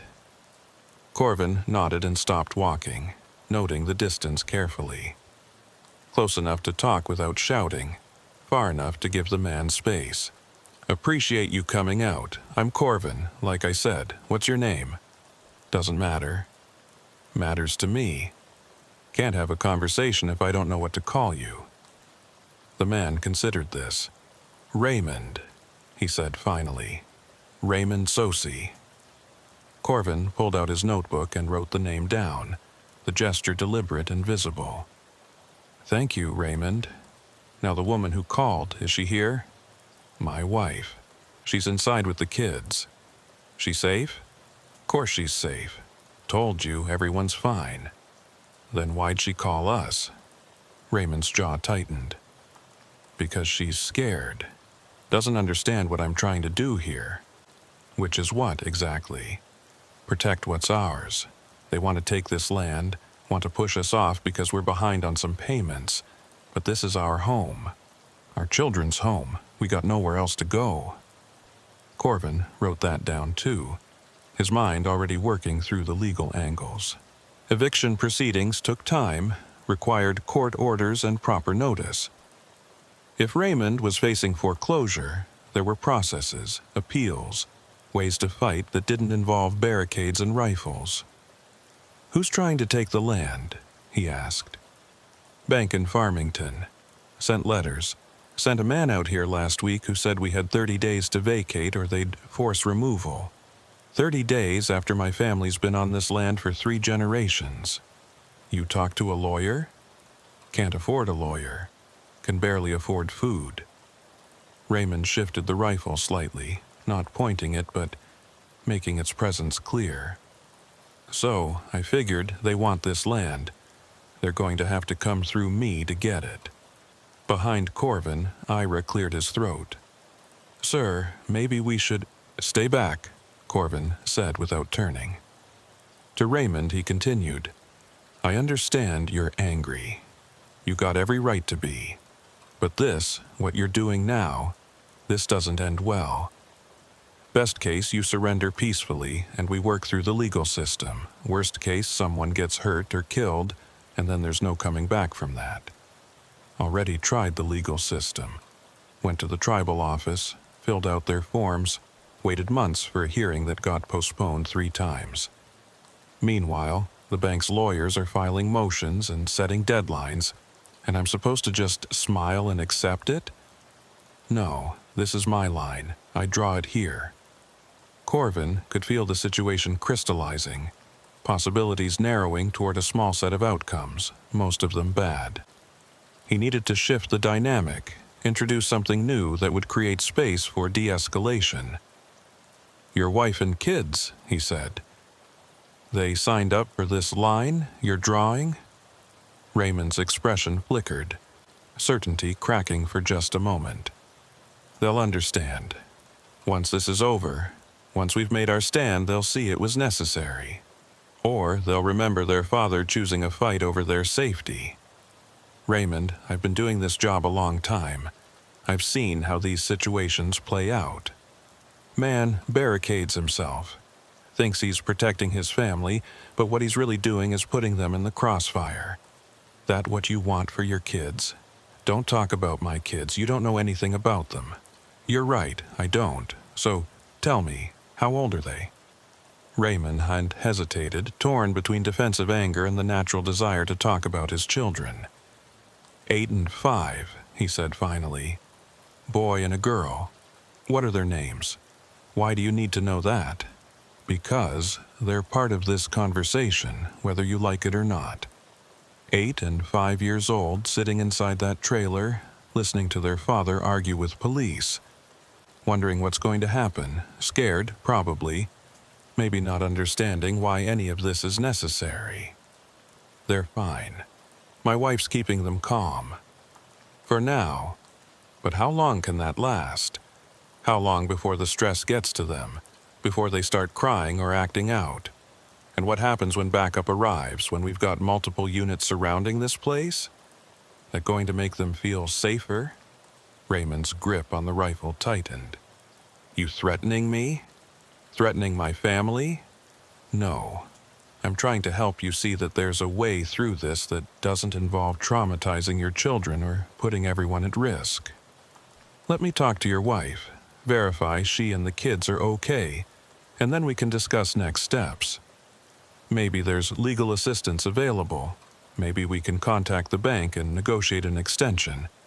But none of that happens if you stay behind that barricade with a rifle. For a long moment, Raymond said nothing, clearly wrestling with the decision. Corvin watched him carefully, reading the micro-expressions that flickered across his face.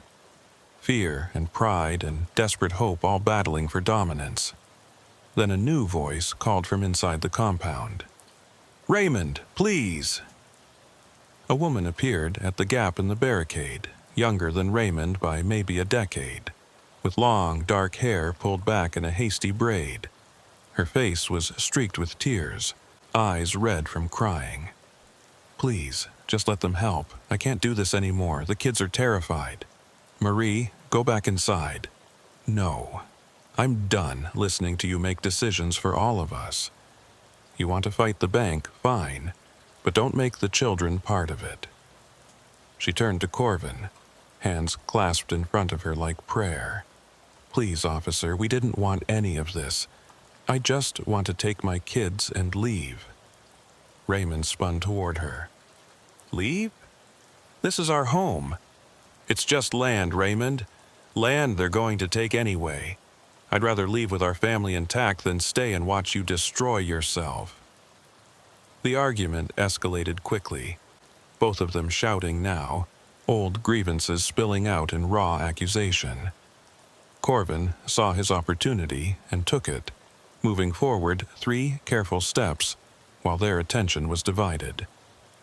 Raymond, Marie, please, he said, raising his voice just enough to cut through their argument.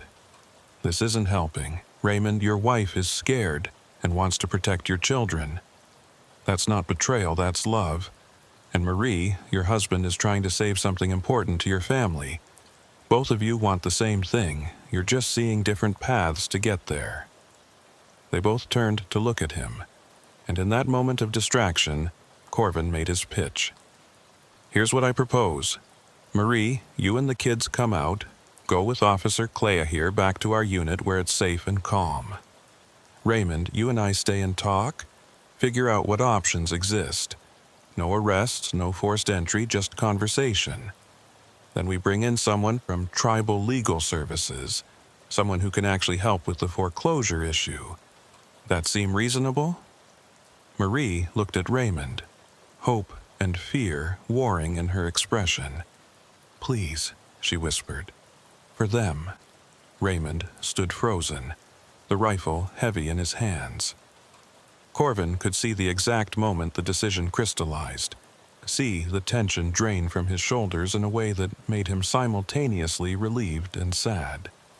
The man was giving up, surrendering not to authority, but to exhaustion and the weight of responsibilities he couldn't carry alone. All right, Raymond said quietly. Marie and the kids go, but I stay and we talk. You try anything, try to rush me or bring more units in, and this is over. Understood. Corvin gestured to Ira. Officer Kla, help Mrs. Tsosi and the children to the unit. Get them water, make sure they're comfortable. Ira moved forward nervously, hands visible and movements slow. Marie disappeared back into the compound and emerged moments later leading two small children, both wide-eyed and silent. The boy clutched a toy truck. The girl held her mother's hand with both of her own. They filed through the gap in the barricade and walked toward Ira without speaking, their silence more damning than any accusation. Corvin watched them go, watched Ira guide them gently across the open ground toward safety, and felt the familiar ache that came with these situations. There were no winners here, just varying degrees of loss. Raymond would likely face charges, would certainly lose this land he'd tried so desperately to keep. Marie would have to rebuild somewhere else, would carry the trauma of this day for years. And the children would remember, would carry their own scars from watching their family fracture. But they were alive. They were safe. In this work, sometimes that was the only victory available. Raymond waited until his family was out of sight before speaking. "Now what?" "Now we talk," Corvin said. "You tell me your whole story, and I'll tell you honestly what options exist. Then we figure out how to end this without anyone getting hurt." "End it how?" "With me in handcuffs. Maybe. Maybe not. Depends on a lot of factors, including whether you did anything that rises to the level of criminal charges. Barricading your own property isn't necessarily illegal. Threatening law enforcement with a weapon is. Which way this goes depends partly on you." Raymond looked down at the rifle in his hands as though seeing it for the first time. "I never pointed it at anyone. Never even loaded it." He worked the action, showing the empty chamber. "Just wanted to look dangerous enough that they'd leave us alone. That worked, for a while. But now we're here and we need to find a way forward." Corvin gestured toward the barricade. "Mind if I come a little closer? Hard to have a real conversation shouting across 20 feet of desert." After a moment, Raymond nodded. Corvin, close, the distance T. Slowly, stopping just outside the comfortable arm's reach. Up close, he could see how exhausted the man was. The deep lines around his eyes and the tremor in his hands that spoke of sleepless nights and grinding stress. "When's the last time you ate?" Corvin asked. The question seemed to surprise Raymond. "This morning, maybe. I don't remember.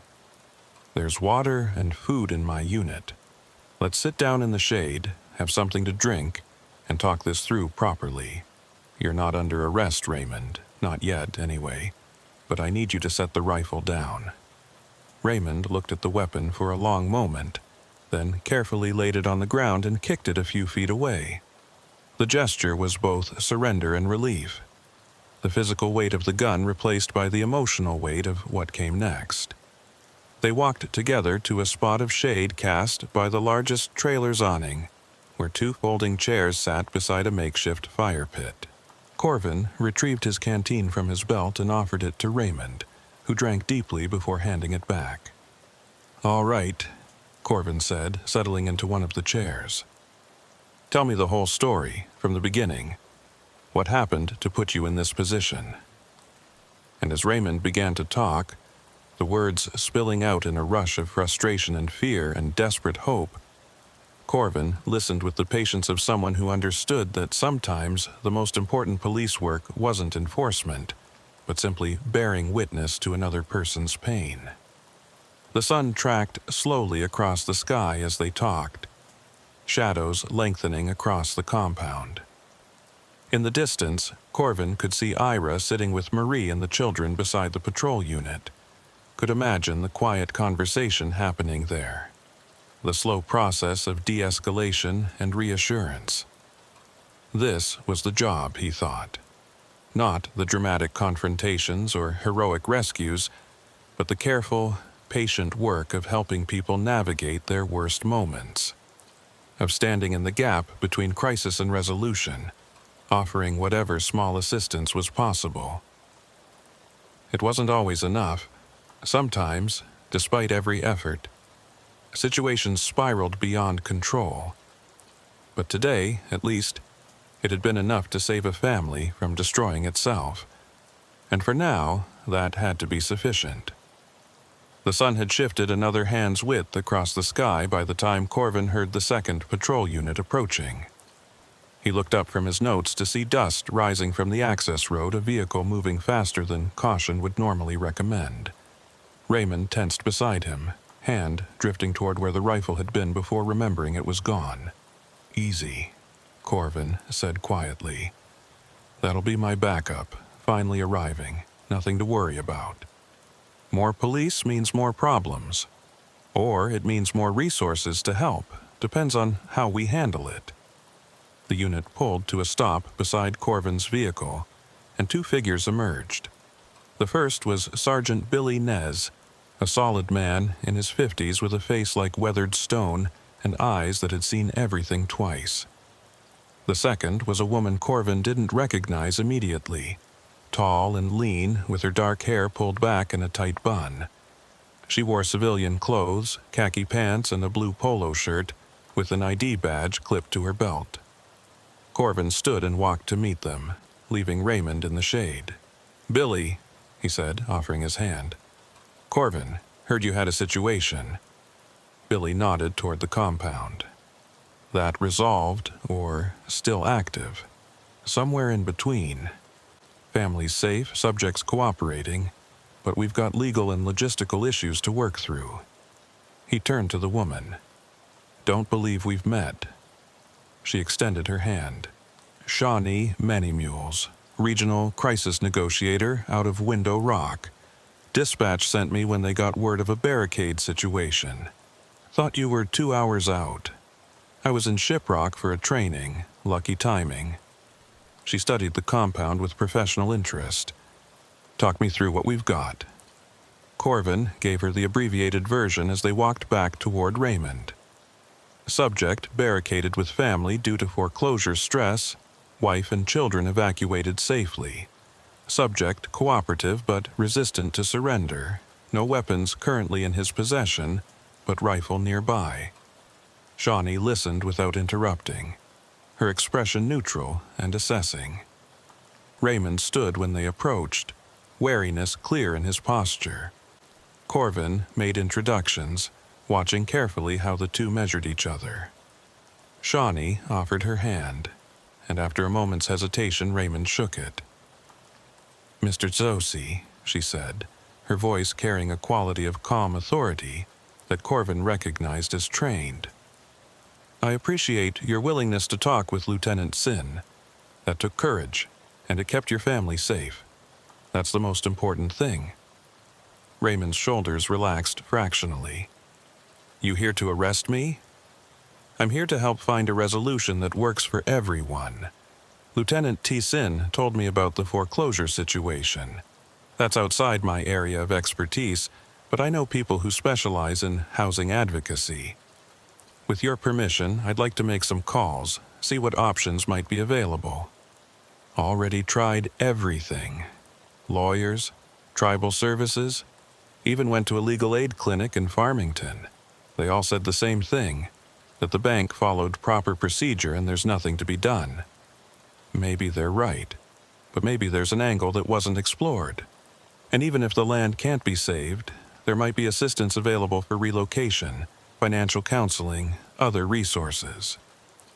Shawnee pulled a small notepad from her pocket, the gesture so similar to Corvin's that he almost smiled. "Tell me about the timeline. When did you first get notice from the bank?" As Raymond recounted the story again, this time for Shawnee's benefit, Corvin stepped back and let her work. He'd been doing this long enough to recognize expertise when he saw it, and Shawnee had the gift. She asked questions that appeared simple, but were carefully designed to extract information, to build rapport, to make Raymond feel heard rather than interrogated. Billy joined him at the edge of the shade, voice low. "How's the rookie holding up?"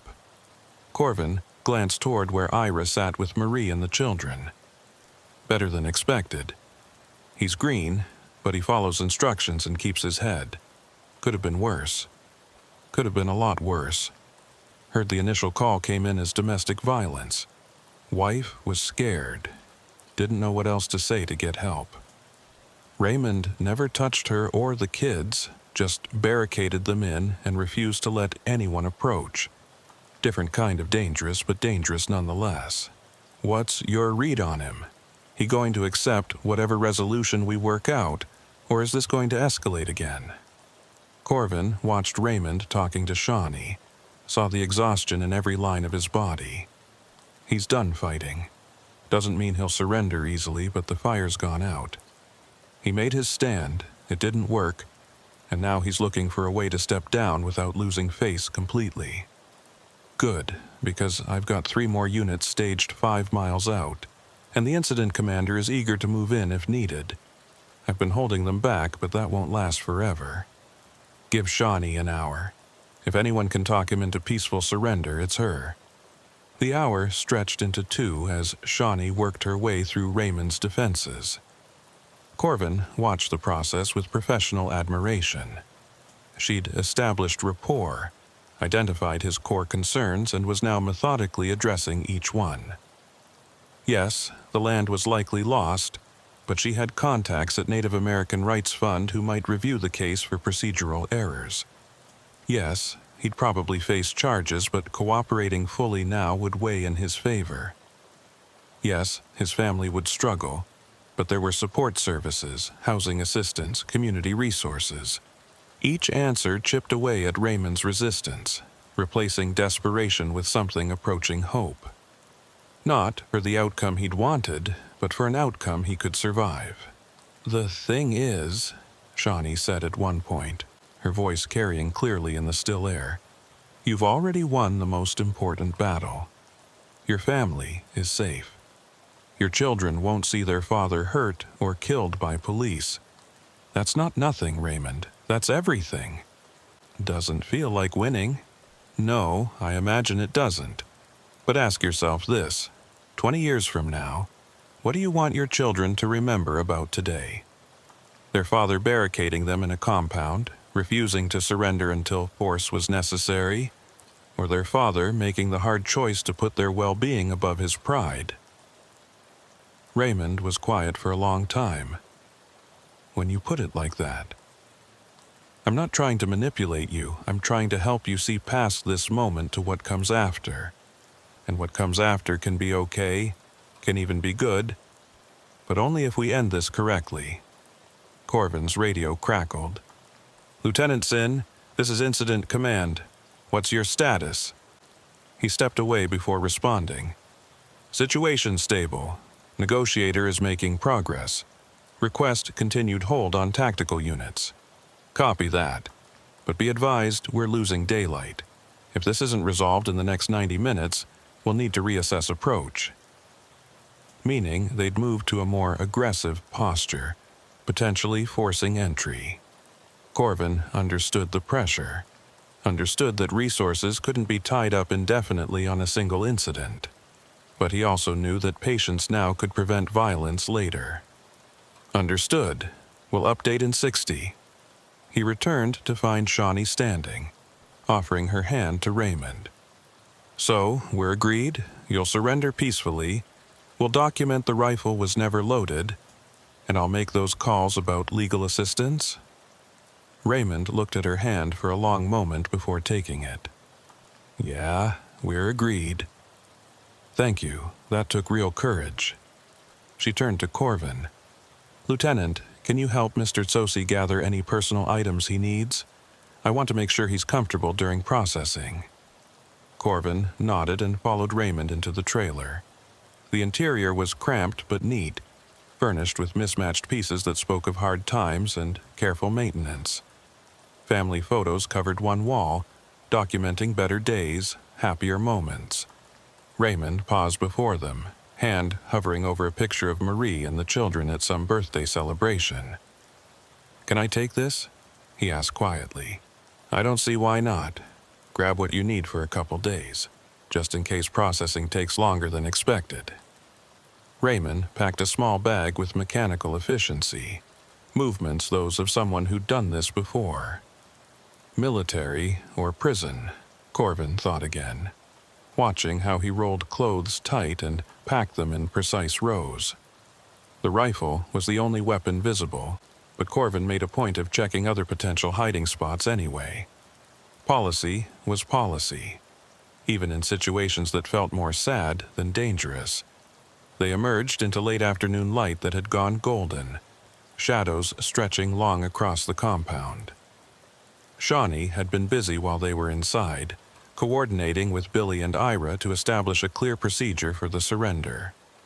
Raymond would walk out voluntarily, submit to a brief search for weapons, and be transported to Shiprock for processing. No handcuffs unless absolutely necessary. No perp walk for cameras that didn't exist out here anyway. Your wife and children are waiting by the patrol unit, Shawnee said as they approached. You want to say goodbye before we go? Raymond swallowed hard, the first real crack in his composure. Yeah, I'd like that. The walk across open ground felt longer than it had any right to.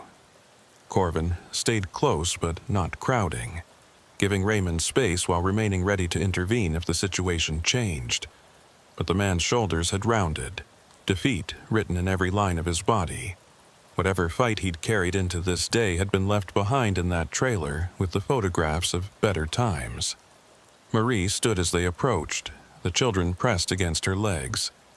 Her expression was complicated, anger and relief and sorrow all mixed together in a way that defied simple categorization. Raymond stopped a few feet away, uncertain how to bridge the gap his actions had created. I'm sorry, he said finally, the words rough. I thought I was protecting you. Thought if I just stood firm, they'd back down and we could keep our home. I was wrong.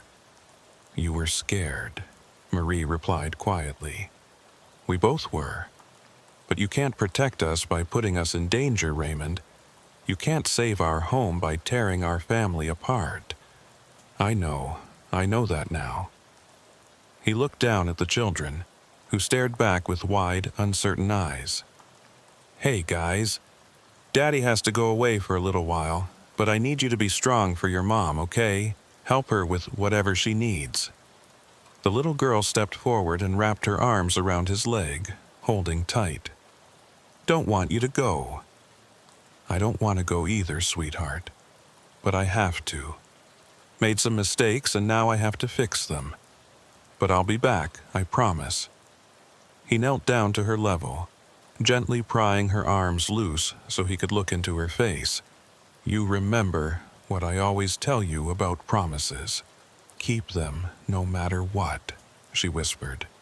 That's right, and I promise I'll come back. Might take a little while, but I will. Can you be patient for me? She nodded, tears streaming down her face. Raymond pulled her into a hug, then extended an arm to draw the boy in as well.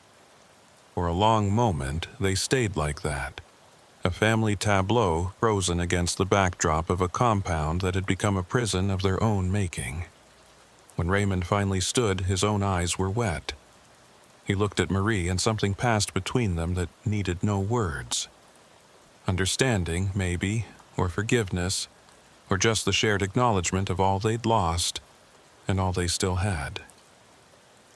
Take care of them, he said. Always. Marie's voice was steady despite the tears. And Raymond, get help, real help, for whatever's driving this, for us. He nodded, unable to speak, and turned to Corvin. I'm ready. The search was quick and professional, Corvin's hands efficient as they checked pockets and waistband. No weapons, no contraband, just the personal items Raymond had packed and a wallet containing $17 and expired identification. Billy brought his unit around and Raymond climbed into the back seat without resistance. Corvin leaned in before closing the door. For what it's worth, you did the right thing in the end. That counts for something. Does it? Raymond's laugh was bitter, still losing everything. You're keeping your family. In the long run, that's the only thing that really matters. He closed the door and stepped back as Billy pulled away, dust rising in the wake of the departing vehicle. Shawnee joined him, watching until the unit disappeared around a bend in the road. "Think he'll be okay?" she asked. "Eventually. He's got resources he doesn't know about yet, people willing to help. And he's got a family that still loves him, despite everything. That's more than a lot of people have." They spent the next hour securing the compound, documenting the barricade and the rifle for evidence, making sure the property was locked and noted. Marie elected to stay with her sister in Shiprock rather than return to the compound, at least until the legal situation was resolved. Ira drove her and the children, promising to help them get settled and connected with victim services. As the sun touched the western horizon, Corvin and Shawnee were the last ones on site. They stood in the center of what had been a battleground just hours before, now returned to quiet emptiness. "You handled that well," Shawnee said. "Not many officers would have had the patience to wait for negotiation, especially with a rookie as their only backup. Been doing this long enough to know that patience usually saves lives. Not always, but usually. Still, you took a risk approaching him alone before I arrived. Could have gone badly." "Could have, but it didn't." Corvin pulled out his notebook and flipped through those pages of notes he'd accumulated. "You meant what you said about making calls? About legal assistance?" "Absolutely. I've already got 3 contacts lined up to review his case. No guarantees, but they're good at finding angles others miss. And if they can't help, if the foreclosure stands, then we help him transition, find new housing, connect with financial counseling, make sure he doesn't end up homeless with 2 kids and nowhere to turn. That's when people get desperate enough to do something truly stupid." They walked back to their vehicles as dusk settled over the desert, the sky turning purple and gold. Corvin's radio crackled with traffic from other units, other incidents across the vast territory of the Navajo Nation. Someone's livestock was loose on the highway near Sanistee. A domestic dispute in Newcomb needed response. Life continued, crisis and resolution in constant rotation. "You ever get tired of it?" Shawnee asked as they reached his unit. "The constant struggle, the problems that don't really have solutions."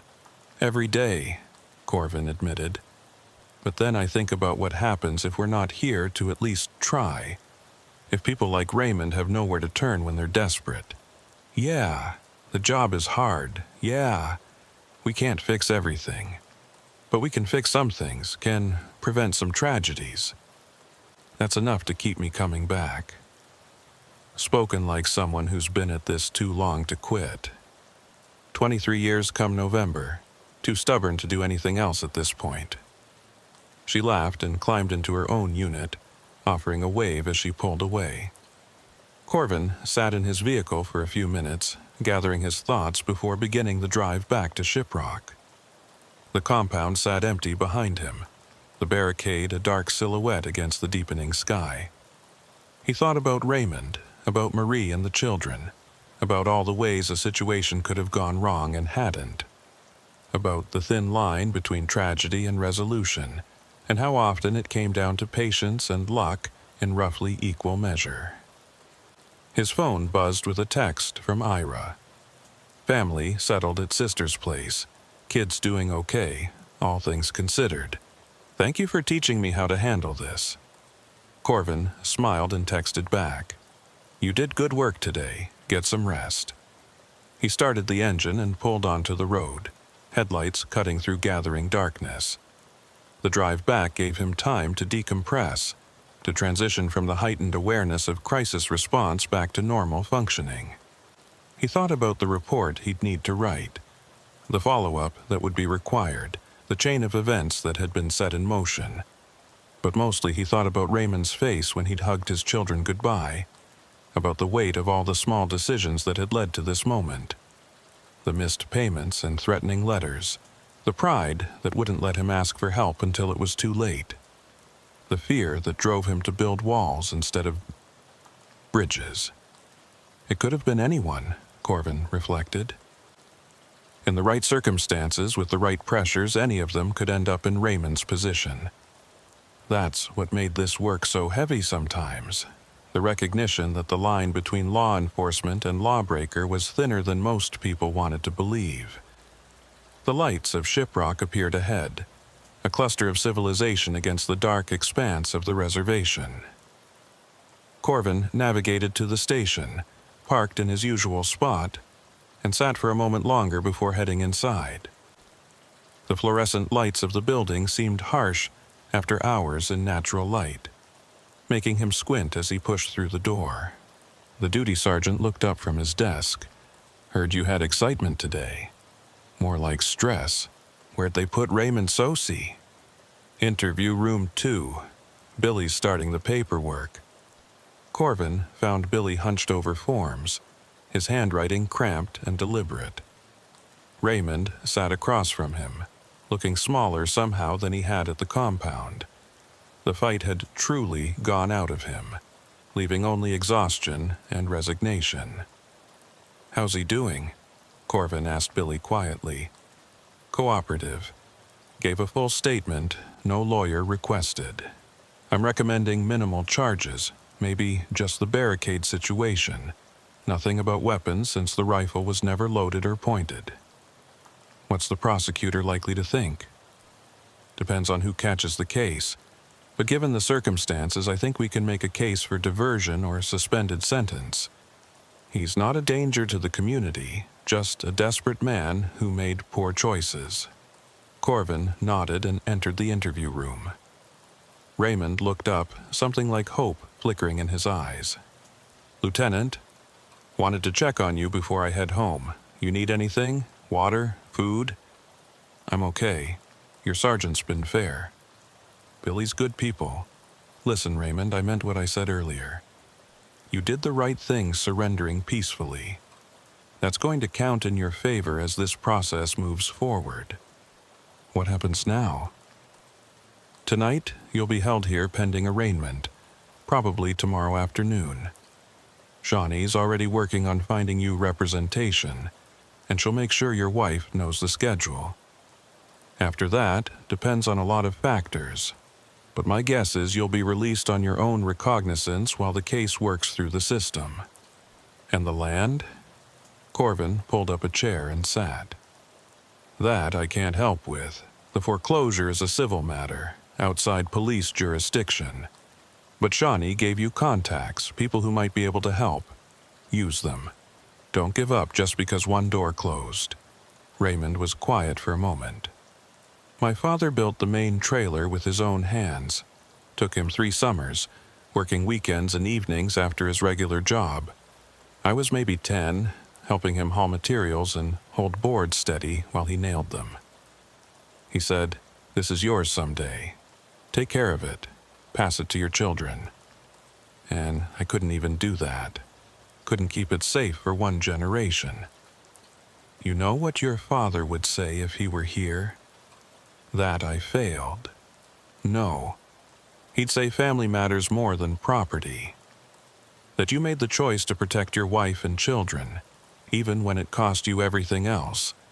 That's not failure, Raymond. That's love." Tears slid down Raymond's face, silent and unchecked. "Doesn't feel like love. Feels like losing." "Yeah, it does. But love often feels like losing when you're in the middle of it. Give it time. Talk to those lawyers, work with the system, let people help you. And most importantly, get help for yourself. The stress you're under, the fear and anger, it doesn't go away on its own. It needs addressing. I'll try. That's all anyone can ask." Corvin stood and offered his hand. "Good luck, Raymond. I hope things work out better than they seem right now." Raymond shook it, grip firm despite everything. "Thank you. For listening, for not just treating this like another call. Made a difference." Corvin left him there with Billy and walked out into the cool night air. His shift had officially ended 3 hours ago, but that was the nature of this work. Crisis didn't respect schedules. and resolution took however long it took. He drove home slowly, windows down to let in the night air. His small house sat dark and quiet, exactly as he'd left it that morning.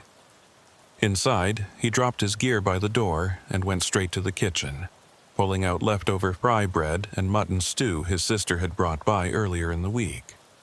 As he ate, he thought about Ira's text, about teaching the rookie how to handle a crisis. What had he taught, really? Patience, maybe. The importance of listening. The recognition that every situation was unique. Every person deserving of individual consideration rather than just policy application. Would Ira remember those lessons in 6 months, a year, 10 years? Would they stick? Or would they be worn away by the daily grind of the job, by cynicism and exhaustion and the weight of all the problems that couldn't be fixed? Corvin didn't know. All he could do was model what he believed was right and hope it made a difference. He finished eating and sat at his small kitchen table, pulling out his notebook to begin the incident report. The words came slowly, each sentence a careful documentation of what had occurred. Facts first, interpretation later. What had been said, what had been done, what outcome had been achieved. By the time he finished, midnight had come and gone.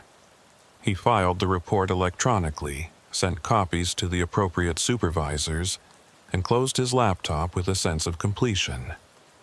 Another day done, another crisis managed, if not solved. In his bedroom, Corvin lay in darkness and listened to the night sounds of the reservation.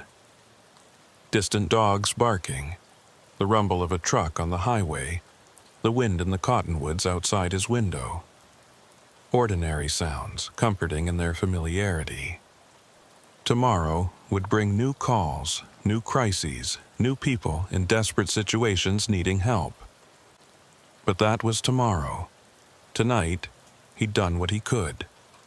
Had stood in the gap between a desperate man and disaster, had helped navigate toward a resolution that, while not perfect, was better than the alternative. And as sleep finally claimed him, Corvin's last thought was of Raymond's children, hugging their father goodbye. Of the tears and the promises and the fragile hope that maybe, just maybe, things would be okay. It wasn't much, but it was something. And in this work, something was often all you got. 6 days after the Sosi situation, Corvin found himself back in the field with Ira, this time responding to a welfare check in the hills east of Kayenta. The call had come in from a social worker who'd been unable to reach an elderly client for 3 days, unusual enough to warrant a visit. Standard procedure, routine even, the kind of call that filled the majority of their shifts. The road deteriorated as they climbed, pavement giving way to graded dirt and then to twin tracks through sage and juniper. Ira drove, his confidence behind the wheel growing with each shift, though he still gripped the steering wheel tight enough to blanch his knuckles on rough sections. "How much further?" he asked, eyeing the odometer. Corvin checked the hand-drawn map the social worker had provided. "Should be another mile or so. Look for a stock tank on the left, then a right turn onto an even smaller track." "Smaller than this? We'll be walking." "Might be. Vehicle access isn't always guaranteed out here." They found the stock tank, a rusted metal cylinder surrounded by churned earth where livestock had watered. The turnoff was barely visible, more suggestion than actual road. Ira eased the unit onto it, carefully avoiding rocks that could puncture tires or damage the undercarriage. The house appeared around a bend, a small frame structure that had probably been built in the 50s and hadn't seen significant maintenance since. The roof sagged in the middle. Windows were covered with plywood, and the whole structure listed slightly to one side like a ship taking on water. A battered pickup truck sat beside it, tires flat and one door hanging open. "Looks abandoned," Ira said, bringing the unit to a stop. "Looks can be deceiving." Corvin climbed out and surveyed the property. A clothesline stretched between 2 posts, holding garments that moved gently in the breeze. Chicken tracks marked the dust around a small coop. Someone was living here or had been recently. He approached the front door and knocked, calling out in Navajo first and then English. No response. He tried the door and found it unlocked, swinging open on hinges that shrieked in protest.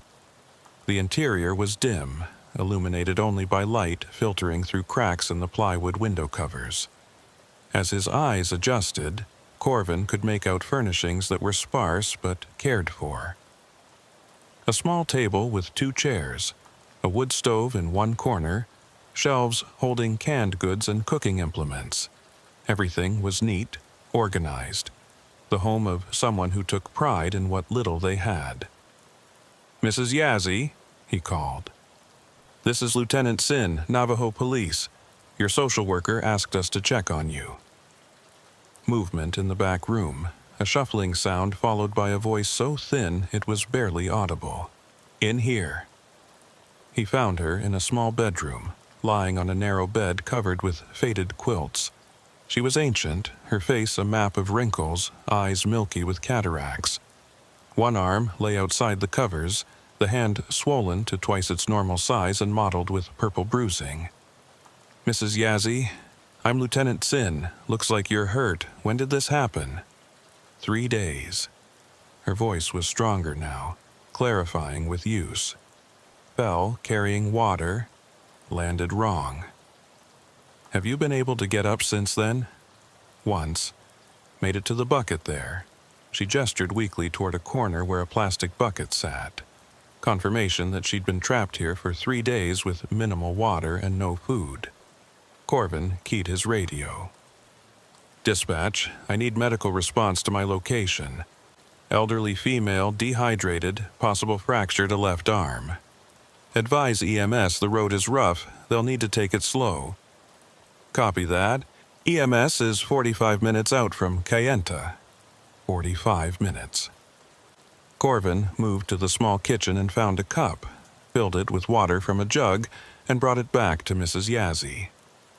He helped her drink, supporting her head, noting how her hands trembled with weakness. "Where's your family?" he asked gently. "Daughter's in Flagstaff, son's somewhere, don't know where. Haven't heard from him in years. We'll get hold of your daughter, let her know what's happened. Don't want to be a burden. You're not a burden. You're hurt and you need help. That's what we're here for." Ira appeared in the doorway. "Lieutenant, I checked the rest of the house. She's got maybe 2 days' worth of food in the cupboard, and the water jug is nearly empty.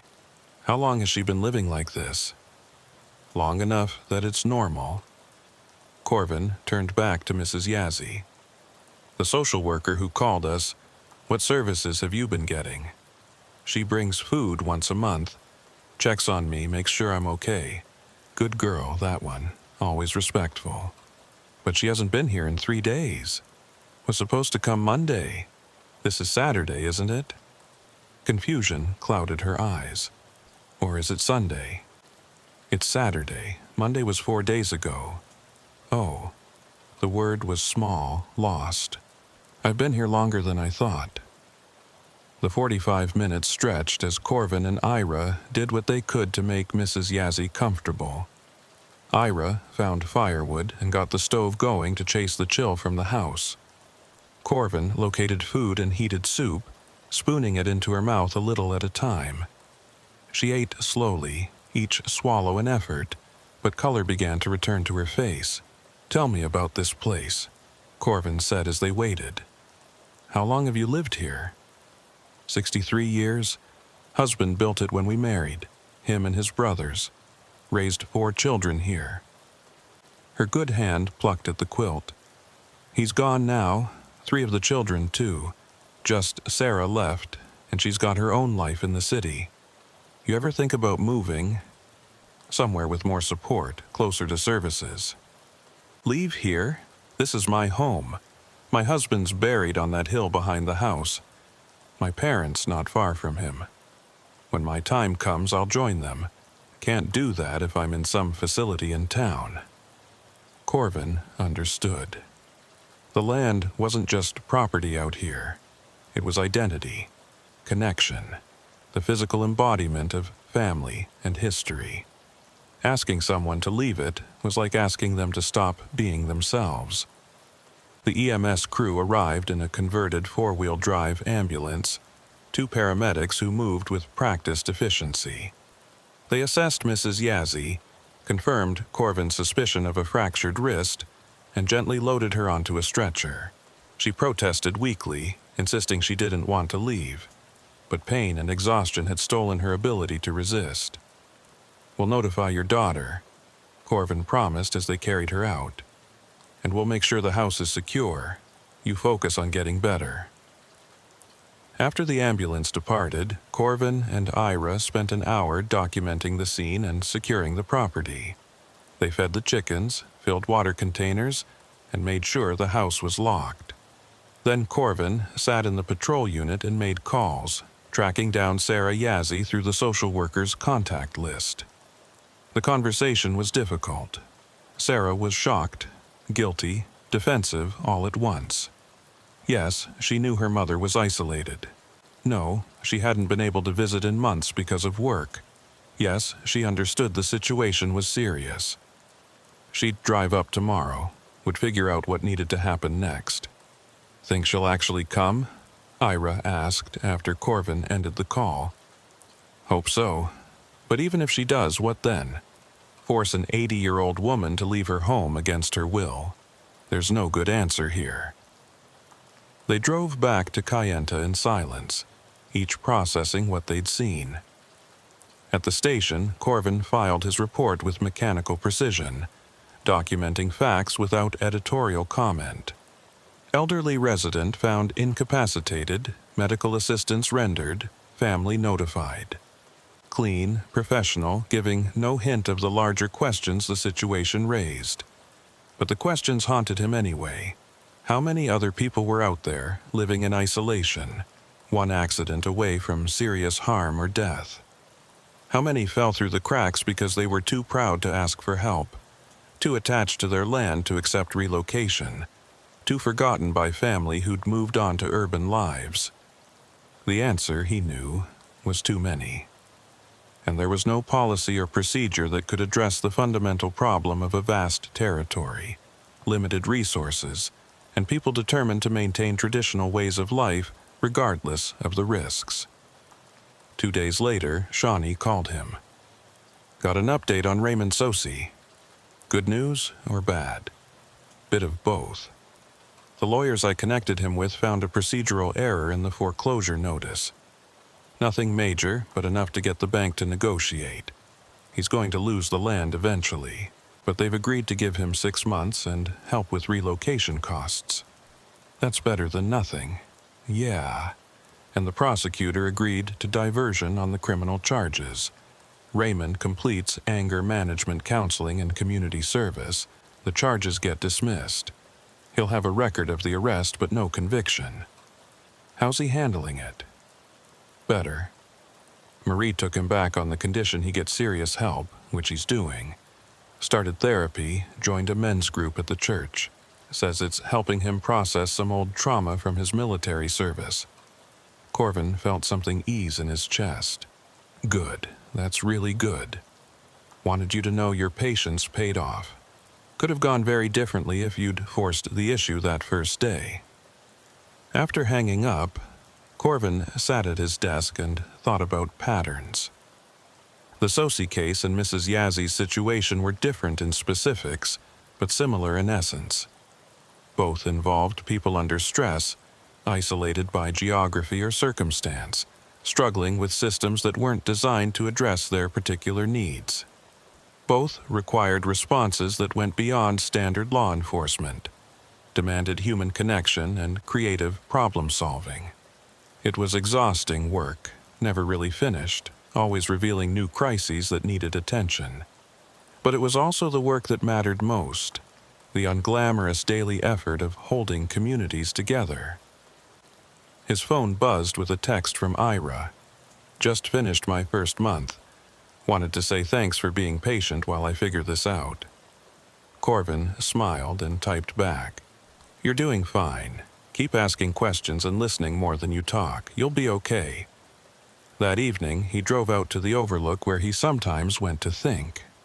The sun was setting, painting the desert in shades of crimson and gold. From here, he could see for miles, could trace the roads that connected scattered communities across the vast landscape of the Navajo Nation. Each of those roads led to someone's home, someone's story. Some of those stories would intersect with his work, would require his intervention or assistance. Others would unfold unseen, private struggles that never rose to the level of official notice. He couldn't save everyone, couldn't solve every problem. The territory was too large, the issues too complex, the resources too limited. But he could respond when called, could bring patience and humanity to difficult situations, could serve as a bridge between people in crisis and the systems meant to help them. It wasn't enough. It would never be enough. But it was what he had to offer, and he would keep offering it for as long as he was able. His radio crackled to life. "All units, we have a report of a missing child near Red Mesa. 6-year-old girl wandered away from home approximately 2 hours ago." Corvin keyed the mic. "This is Lieutenant Sin. I'm 20 minutes from Red Mesa. Responding." He pulled away from the overlook and headed north into gathering darkness, toward another crisis that needed managing. Behind him, the sun dipped below the horizon, and the desert began its transformation into a realm of shadows and uncertain shapes. Somewhere ahead, a child was lost and frightened. A family was desperate for help, and he would do what he always did, would bring every resource and skill he possessed to bear on the problem, would work until the situation was resolved or exhaustion forced him to stop. That was the job. That was the calling. And as he drove through the deepening night, Corvin felt the familiar weight of responsibility settle over him like a familiar coat. Heavy, yes. Uncomfortable, certainly. But his to carry, for as long as he had the strength. The missing child case took 14 hours to resolve, a search that involved multiple units combing through rough country and darkness.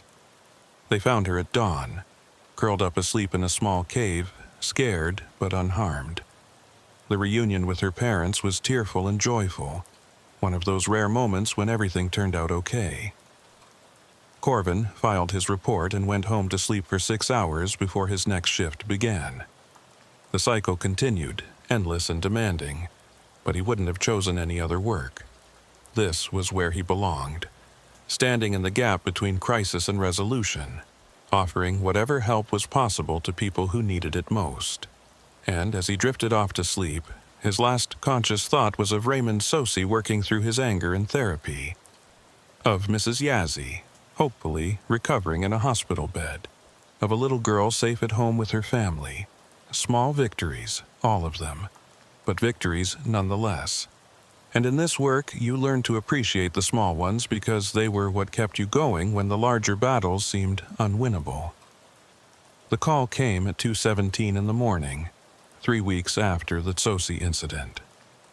Corvin was asleep when his phone rang, dragging him from dreams of empty desert roads into the harsh reality of his bedroom. He fumbled for the phone, saw dispatch on the screen, and knew before answering that it would be bad. Nothing good happened at 2:17 a.m. Sin, Lieutenant, we have a barricade situation near San Osti. Subject is armed, threatening self-harm, and there's a hostage situation developing. Command wants you on scene. Corvin was already pulling on his uniform. Details? Male subject, mid-30s, holed up in a trading post with the owner. Says he won't come out, won't let the owner leave. Demands to speak with tribal council about land rights. Units are establishing perimeter now. Shawnee Manny Mules available? Negative. She's in Santa Fe for training. Won't be back until Thursday. Corvin cursed under his breath. Who's the responding officer? Officer Claw is first on scene. He's maintaining position but requesting supervision. Of course it was Ira. The rookie was competent but still learning, and a hostage barricade was well beyond his training level. Tell him I'm 20 minutes out. Nobody approaches until I arrive. The drive to Sanosti was a blur of darkness and adrenaline. Corvin ran scenarios in his head, applying everything he'd learned from Shawnee and from 2 decades of experience. Establish communication, identify demands, build rapport, find leverage points. Keep everyone calm, don't escalate, be patient. But without Shawnee, he was the primary negotiator, and hostage situations were unforgiving of mistakes. He found Ira's unit blocking the road 100 yards from the trading post, emergency lights painting the darkness in strobing red and blue. The young officer stood behind his door, hand on his weapon, eyes fixed on the building ahead. Corvin parked and approached at a crouch. Status: subject is inside with the owner, a Mr. Begay. Subject's name is Vernon Nez.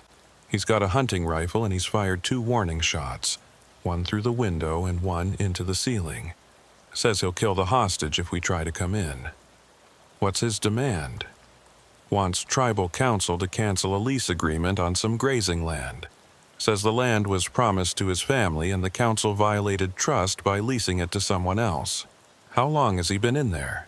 About 90 minutes. He called dispatch himself, made his demands, and stopped answering the phone. Corvin studied the trading post through binoculars.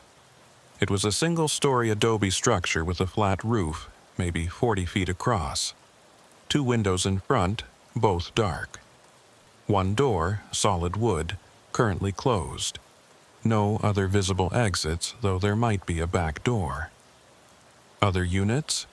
2 more en route, but they're at least 30 minutes out. It's just us right now. Just us.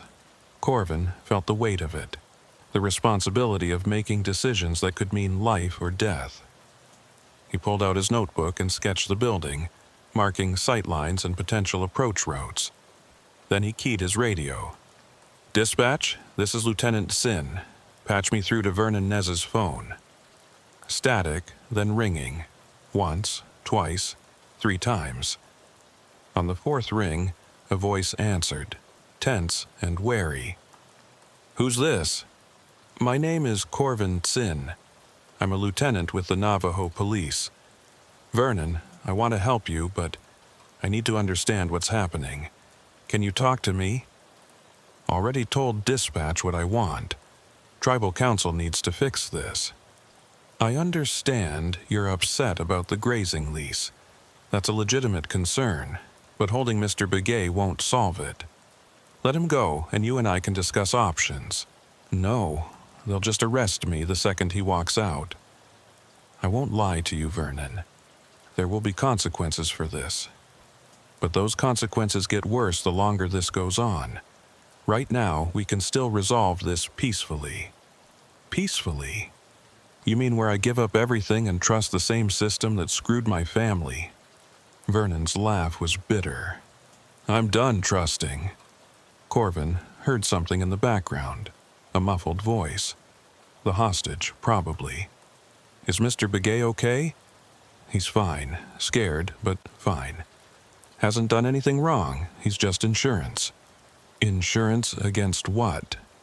Against you people rushing in here and shooting me. As long as I have him, you'll think twice. You're right, we will. Which means you have leverage, Vernon. Use it wisely. Tell me what you really want beyond the council fixing the lease. Silence on the line. Corvin could hear breathing, could picture Vernon thinking it through. I want them to admit they were wrong, to acknowledge that they violated the agreement my grandfather made. I want a public apology and fair compensation. That's reasonable. I can't promise the council will agree, but I can promise to deliver your message and advocate for a meeting. But that only works if you let Mr. Begay go and surrender peacefully. How do I know you're not just saying that to get me to give up? You don't. You have to trust me, which I know is hard after everything you've been through. But Vernon, I've been doing this job for 23 years. I've seen a lot of situations like yours where people feel like the system failed them. And you know what? Sometimes they're right. The system does fail people. But handling it like this doesn't fix anything. It just makes everything worse. More silence. Then Vernon said, I want to talk to someone from the council, face to face. They come here, hear me out, then I'll think about letting him go. That could take hours to arrange. Mr. Begay's an older man, Vernon. He can't stay comfortable in there forever. Let him go now, as a gesture of good faith, and I'll personally call council members and get someone out here. No. He stays until I get what I want. Corvin pinched the bridge of his nose, feeling the situation calcifying. Without Shawnee's expertise, he was navigating by instinct and hoping it was enough. Okay, I hear you, but I need something in return. Let me talk to Mr. Begay, verify he's okay. You can listen to the whole conversation. Vernon considered. Fine, but you try anything, this goes bad fast. There was shuffling. Then an older voice came on the line, quavering but controlled. This is Harold Begay. Mr. Begay, I'm Lieutenant Sin. Are you injured? No, shaken up, but not hurt. Has Vernon threatened you directly? He's scared and angry, but he hasn't hurt me. Just wants to be heard. I understand. Can you hang on a little longer while we work this out? I can try, but Lieutenant, I need my medication. Heart pills. They're behind the counter. Corvin's gut tightened. Medical complications changed everything. Vernon, did you hear that? Mr. Begay needs his medication. Vernon came back on the line. I heard. The pills are right here. I'll make sure he gets them. Thank you. That's good, Vernon. That shows you're trying to do right by him. Shows you're not trying to hurt anyone. Never wanted to hurt anybody. Just wanted to be heard. I know, and I'm hearing you. Let me make some calls. See about getting a council member out here. But Vernon, if Mr. Begay's condition changes, if he needs medical attention, you have to let him go. Deal? Deal. Corvin ended the call and immediately dialed the tribal council office. It went to voicemail. He tried 3 members' personal numbers before getting one to answer. A woman named Rita Benally who sounded groggy and irritated. This is Lieutenant Corvin Sin, Navajo Police. I need you to come to San Osti immediately.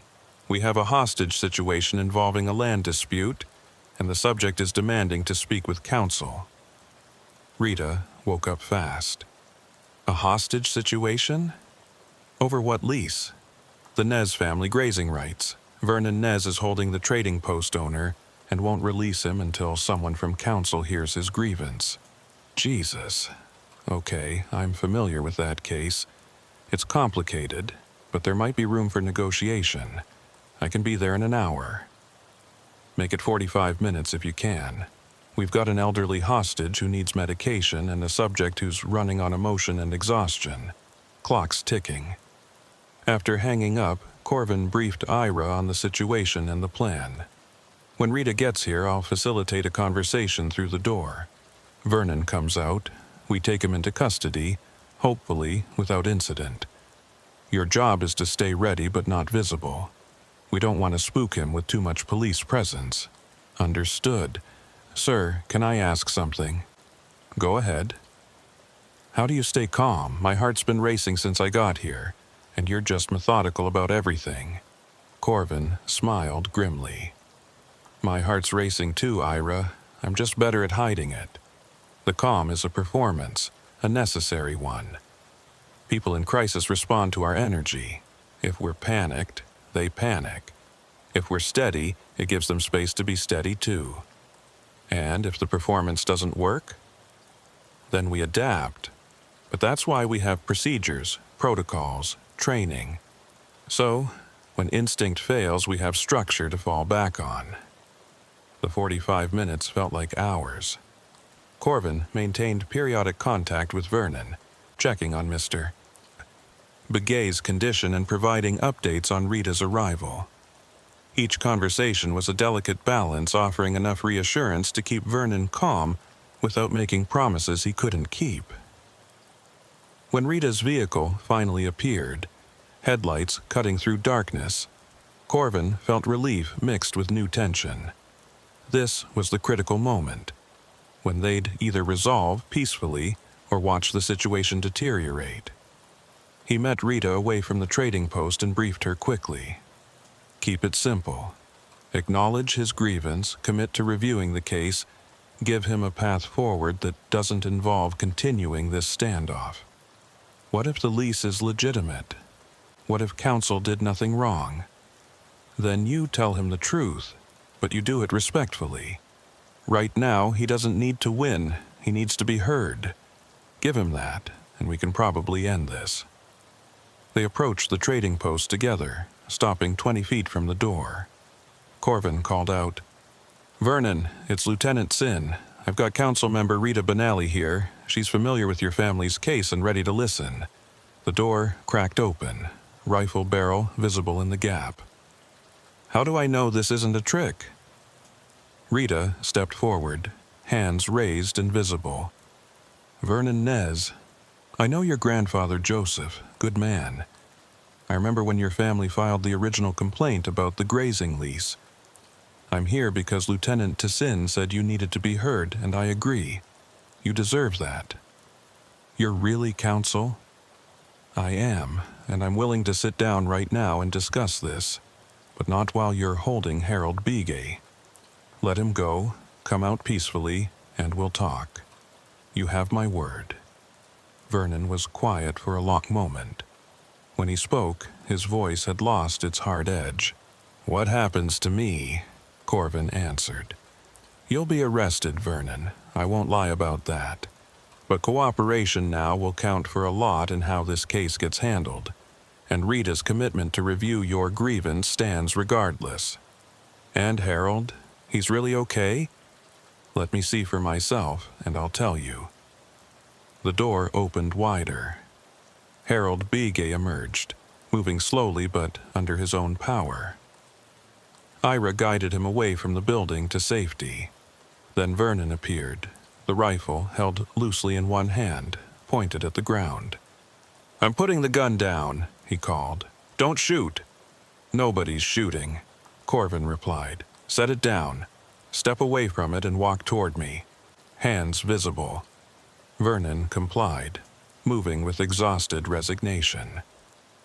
When he was 10 feet away, Corvin approached and gently took his arm. "You did the right thing, Vernon. That took courage. Doesn't feel like courage. Feels like losing. You're alive. Harold's alive. And you'll get a chance to be heard. Under the circumstances, that's about as close to winning as this situation allowed." They cuffed Vernon without resistance and secured him in Ira's unit. Rita sat with him for 20 minutes, taking notes and asking questions about the grazing lease. By the time the backup units arrived, the crisis was over, resolved through patience and dialogue rather than force. Corvin filed his report as dawn broke, documenting every detail with careful precision. Hostage situation, peaceful resolution, subject cooperative, no injuries, professional and clean, giving no hint of the fear he'd carried through those tense hours. Later that morning, over bad coffee in the station break room, Shawnee called. She'd heard about the incident and wanted details. "Sounds like you handled it perfectly," she said after he'd recounted the night. "Handled it adequately. You would have done better." "Maybe. Or maybe you're learning to trust your instincts. Not every situation needs a trained negotiator, Corvin. Sometimes it just needs someone who cares enough to listen." After hanging up, Corvin sat alone in the quiet station and thought about the month. Raymond Tasosi, Mrs. Yazzie, the missing child. Now Vernon Nez. Each situation different in specifics but similar in essence. People in crisis, systems failing them, desperate acts born of desperation. And in each case, resolution had come not through force or adherence to strict protocol, but through human connection, through patience and listening and the willingness to see people as individuals rather than problems to be solved. It was exhausting work, but it was also the work that mattered most. His phone buzzed. Ira had texted, "Learning a lot from you. Thank you for showing me what good policing looks like." Corvin smiled and put the phone away. Maybe he was doing something right after all. Maybe the next generation would carry these lessons forward, would continue to prioritize humanity over procedure when the situation called for it. He hoped so. Because the territory was vast and the problems were endless, and the only thing standing between chaos and community was officers willing to do the hard, patient work of caring. Outside, the sun climbed higher, painting the desert in shades of gold. Somewhere out there, another crisis was brewing, another person reaching the end of their rope. And when the call came, Corvin would respond, would bring everything he had learned and everything he believed to bear on the problem. Because that was the job.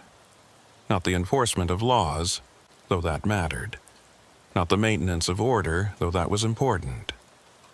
The real job was standing in the gap between people and the systems that failed them, offering whatever help was possible, however imperfect.